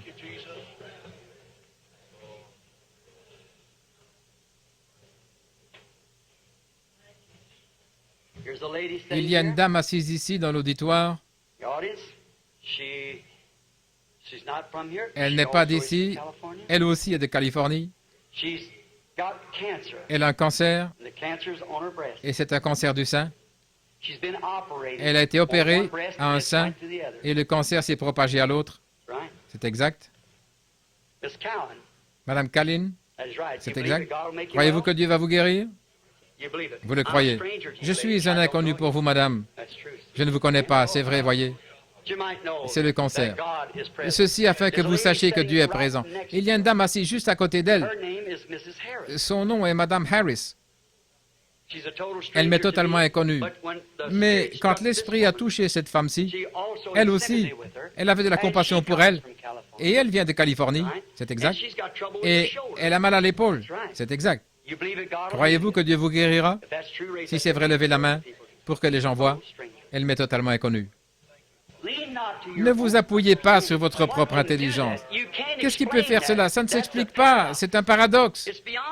Ça dépasse l'explication. Demandez à ces gens. Je ne les ai jamais vus de ma vie. Je ne savais absolument rien d'eux. Ça pourrait continuer comme ça dans toute l'Assemblée. Mais maintenant, regardez, ne vous appuyez pas sur votre propre intelligence, mais appuyez sur ce qu'il a promis qu'il ferait. N'est-ce pas là le même esprit qui habitait dans une chair humaine, qui savait que Sarah avait ri dans la tente derrière cet homme, pas vrai? Et il a promis, juste avant que le monde soit détruit par le feu, qu'alors le Fils de l'homme se révélerait de nouveau de la même manière que le Fils de l'homme prophétique se révélerait dans une chair humaine, comme il est ici avec nous ce soir, comme il l'avait fait alors. Donc, à quelle heure vivons-nous? Tout près de la destruction. Mon ami, ne restez pas un pécheur plus longtemps. Acceptez Jésus-Christ pendant que vous êtes dans sa présence. Bon, je sais que ce qui se fait d'habitude par les prédicateurs, ils vont supplier, raconter des histoires, parler de maman qui est morte et qui est de l'autre côté. C'est bien, mais nous ne venons pas sur la base de notre mère qui est morte. Ma mère est aussi morte, même chose pour mon père. Mais nous venons intelligemment, en l'acceptant sur la base de ce que Dieu s'est manifesté en Jésus-Christ pour ôter les péchés du monde. Nous venons et nous croyons dans l'expiation. Et maintenant qu'il a confirmé sa parole, peu importe l'église où vous allez, méthodiste, baptiste, catholique, presbytérien ou pas d'église du tout, si vous admettez que vous avez reçu une compréhension différente, que vous savez que vous n'êtes jamais vraiment né de nouveau, mais que vous le désirez et que vous désirez l'accepter maintenant, la promesse maintenant, vous ne serez peut-être pas rempli tout de suite, mais vous serez rempli alors que les réunions se poursuivront. Si vous voulez l'accepter sur cette base-là, voulez-vous vous lever? Je vais prier pour vous, tous ceux qui sont ici. Ne vous appuyez pas sur vous-même en disant « j'ai parlé en langue ». Ça n'a absolument rien à voir. Je crois aussi au parler en langue, mais j'ai vu des sorcières, des démons et tout le reste parler en langue et interpréter. C'est vrai. Demandez aux missionnaires ici. Frère Krish, tu sais que c'est vrai. Je les ai vus parler en langue et boire du sang dans un crâne humain, invoquer le diable. Certainement. Je les ai vus poser un crayon par terre qui s'est soulevé et a écrit en langue inconnue. Et le sorcier qui se tenait là, le sorcier en a donné l'interprétation. Alors le parler en langue, ce n'est pas le signe que vous avez le Saint-Esprit. Et si vous parlez en langue et que vous niez cette parole, il y a quelque chose qui ne va pas quelque part. C'est vrai. Ne vous appuyez pas sur votre propre intelligence. Quelqu'un dira, eh bien, j'ai crié, moi aussi. Mais ne vous appuyez pas là-dessus. J'ai vu toutes sortes de puissances démoniaques crier et hurler. J'ai vu des musulmans pousser des cris et hurler au point de se transpercer les mains. En Inde, je les ai vus crier, sauter en l'air, prendre des boules remplies d'eau et les accrocher dans leur peau et marcher sur des charbons brûlants. C'est vrai. Alors qu'ils renient Jésus-Christ. Voyez-vous, ne vous appuyez pas sur votre propre intelligence, mais sur la parole de Dieu. Si votre vie n'est pas à la hauteur de cette Bible pour croire chaque parole qui s'y trouve, mais que vous voulez croire et que Dieu fasse sa volonté en vous, vous pouvez être une partie de Dieu. Voulez-vous vous lever et dire, je vais l'accepter maintenant même? Merci. Que Dieu vous bénisse. Que Dieu vous bénisse. Que Dieu vous bénisse. Merveilleux. Que Dieu vous l'accorde. Vous dites, je suis membre d'église, frère Branham, je suis pentecôtiste, mais vraiment, pour ce qui est de dire, vraiment, que je peux croire que toute la parole est la vérité. Je ne peux tout simplement pas le faire, mais je veux le faire. Aidez-moi, priez pour moi. Je vais me lever. Vous dites, écoutez, je suis assise ici où j'ai témoigné à cette église que j'en étais là. Mais vous le savez au fond de votre cœur que vous n'en êtes pas là. Dieu aussi, il sait que vous n'en êtes pas là, voyez-vous. Alors pourquoi ne pas vous lever? Ne vous appuyez pas sur votre propre intelligence. Voulez-vous aussi vous lever d'autres personnes? Que Dieu vous bénisse, que Dieu vous bénisse. Oh Dieu, aide-moi, que Dieu vous bénisse. C'est bien. Continuez simplement à vous lever. Vous dites, est-ce que ça va me faire du bien? Levez-vous une fois, vous verrez. Soyez vraiment sincère. Je veux, frère Branham, je veux marcher droit. Bon, je ne dis pas de quitter votre église. Non, restez là, à l'endroit où vous êtes. Mais soyez une personne vraiment remplie du Saint-Esprit dans cette église-là, c'est tout. Vous dites, eh bien, je ne sais pas ce que mon pasteur en dira. Il vous appréciera s'il est un homme de Dieu, c'est exact. Que votre lumière luise devant les hommes, qu'ils voient vos bonnes œuvres et qu'ils glorifient leur Père. Que Dieu vous bénisse tous. Maintenant, vous qui êtes levés, si vous vous sentez mieux après vous êtes levé, levez donc la main pour faire savoir aux autres que vous vous sentez mieux après vous être levé. Voyez-vous, toutes les mains. Vous êtes sincères, vous vous levez pour dire, je vais rendre témoignage. Celui qui se tiendra pour moi ici, je me tiendrai pour lui là-bas. Celui qui aura honte de moi ici, devant les hommes, j'aurai honte de lui devant mon Père et les saints anges. N'ayez pas honte de lui. Ne vous appuyez pas sur votre propre raisonnement, mais appuyez-vous sur la parole de Dieu. Celui qui me confessera devant les hommes, je le confesserai devant mon Père et les saints anges. Y en aurait-il d'autres avant de prier? Alors courbons la tête. Que Dieu vous bénisse, sœur, bien sûr, que Dieu vous bénisse. Est-ce qu'il y en aurait un autre là pendant que nous avons la tête inclinée? Que Dieu vous bénisse. Il y en a encore qui se lèvent. Attendons un instant. Que Dieu vous bénisse. Vous dites, est-ce que ça signifie quelque chose de dire que Dieu vous bénisse? C'est ainsi que je prononce mes bénédictions sur vous. Que Dieu vous bénisse. Certains d'entre vous qui êtes debout le long du mur, vous n'avez pas de place pour vous asseoir. Voulez-vous simplement lever la main pour dire, moi, ô Dieu, c'est de moi qu'il est question. Que Dieu vous bénisse, frère. Que Dieu vous bénisse. Et vous, et vous, et vous, mon frère, et vous, ma sœur. Oh, le Saint-Esprit se déplace avec tellement de douceur sur l'auditoire. Pouvez-vous le ressentir? Que Dieu vous bénisse, jeune homme ici sur l'estrade. Que Dieu vous bénisse au coin là-bas. Que Dieu te bénisse, jeune homme. Oui. Oh, Saint-Esprit, agis fraîchement dans nos cœurs maintenant. Montre-nous nos fautes, Seigneur. Nous ne nous appuierons pas sur notre propre intelligence, mais nous appuyons sur toi parce que nous savons que nous tenons à ta promesse divine confirmée d'aujourd'hui. Tu t'es fait connaître au-delà de tout raisonnement. Nous ne pouvons pas raisonner ni l'expliquer, mais tu es ici au milieu de nous maintenant, et tu nous as montré que tu es ici. Et des hommes et des femmes le croient et l'acceptent. Ô Dieu, prends chacun d'eux dans ton sein. Cache-les dans le rocher des âges jusqu'à ce que les feux soient passés. Nous allons bientôt être brûlés, Seigneur, nous le savons. Nous en sommes revenus à Sodome. Mais le juste ne périra pas avec le coupable. Tu appelleras tes enfants, Seigneur. Tu as dit à Lot, sors de là. Sors. Je prie, ô Dieu, que chaque personne qui est dans cet état-là ce soir, qui est là-bas, sans être sûr où ils se tiennent, ô Dieu, ils ne prendraient pas le risque de descendre une rue à contresens. Ils ne prendraient pas le risque de griller un feu rouge s'ils ont toute leur tête, parce qu'ils pourraient se faire tuer. Alors comment des gens peuvent-ils prendre des risques quand il s'agit de leur destination éternelle, se contenter de supposer, de présumer, de s'aventurer sans autorité, pour la raison qu'ils sont membres d'une église ou d'une dénomination, et vraiment ils ne peuvent pas comprendre que la parole de Dieu puisse être aujourd'hui telle qu'elle était à cette époque-là, que ses promesses puissent être manifestées. L'âge apostolique, c'est du passé. Aide-les, Père. Je te les confie au nom de Jésus-Christ. Amen.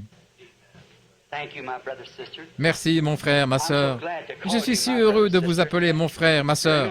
Souvenez-vous, Dieu me fera répondre de chaque parole au jour du jugement. Tout ce que j'ai prêché ce soir, j'aurai à en répondre. Je suis conscient de ça.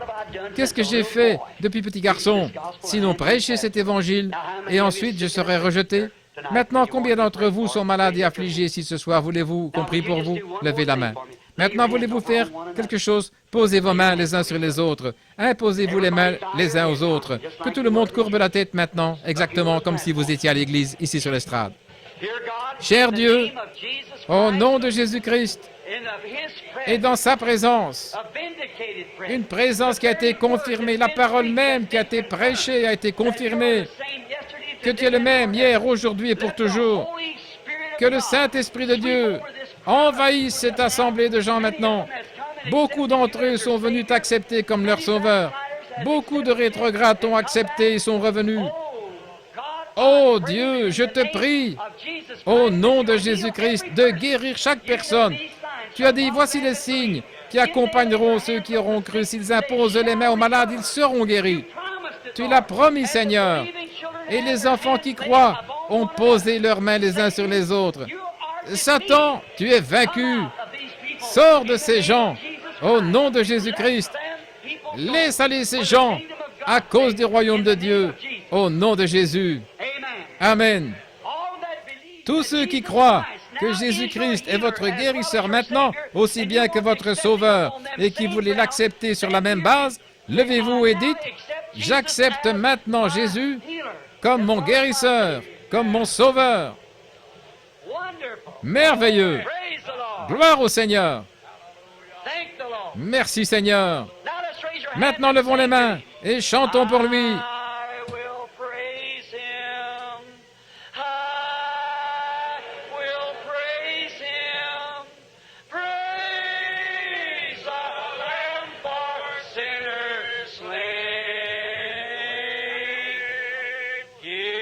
Je le louerai, je le louerai. Je louerai l'agneau immolé pour les pécheurs. Donnez-lui gloire, vous tous les peuples, car son sang a effacé toutes les taches.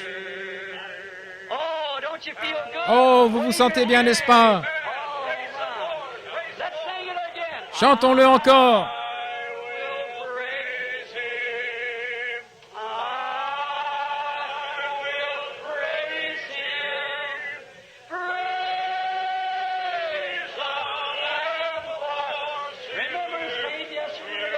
Souvenez-vous, cet agneau est le même hier, aujourd'hui et pour toujours. Donnez-lui gloire, vous tous les peuples, car son sang a effacé toutes les taches. Vous aimez ça? Amen. Étendons le bras pour serrer la main à quelqu'un. Nous brisons la glace pour les réunions là. C'est commencé pour la convention. Dites que Dieu te bénisse, frère pèlerin. C'est formidable. Merveilleux. Maintenant, croyez-vous que nous allons avoir une grande convention après ceci? Nous remercions Dieu pour de grandes réunions. Et maintenant, nous allons avoir une grande convention. Que tous ceux qui le croient disent Amen. Ma foi regarde à toi. Toi, agneau du calvaire, regardons à lui maintenant. Sauveur divin.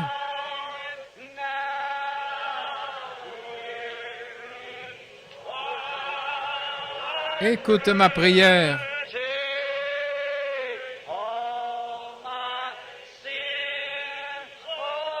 Efface mon péché.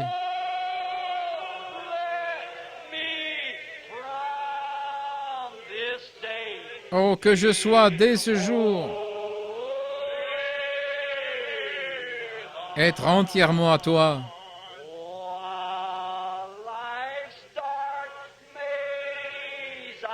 Alors que je marche dans le sombre labyrinthe de la vie,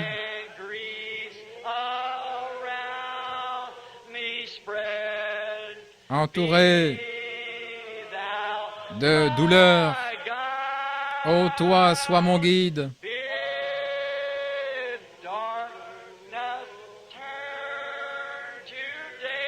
Que la nuit se transforme en jour.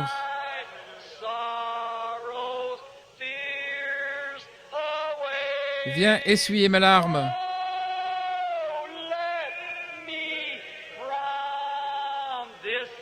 Que je sois dès aujourd'hui entièrement à toi.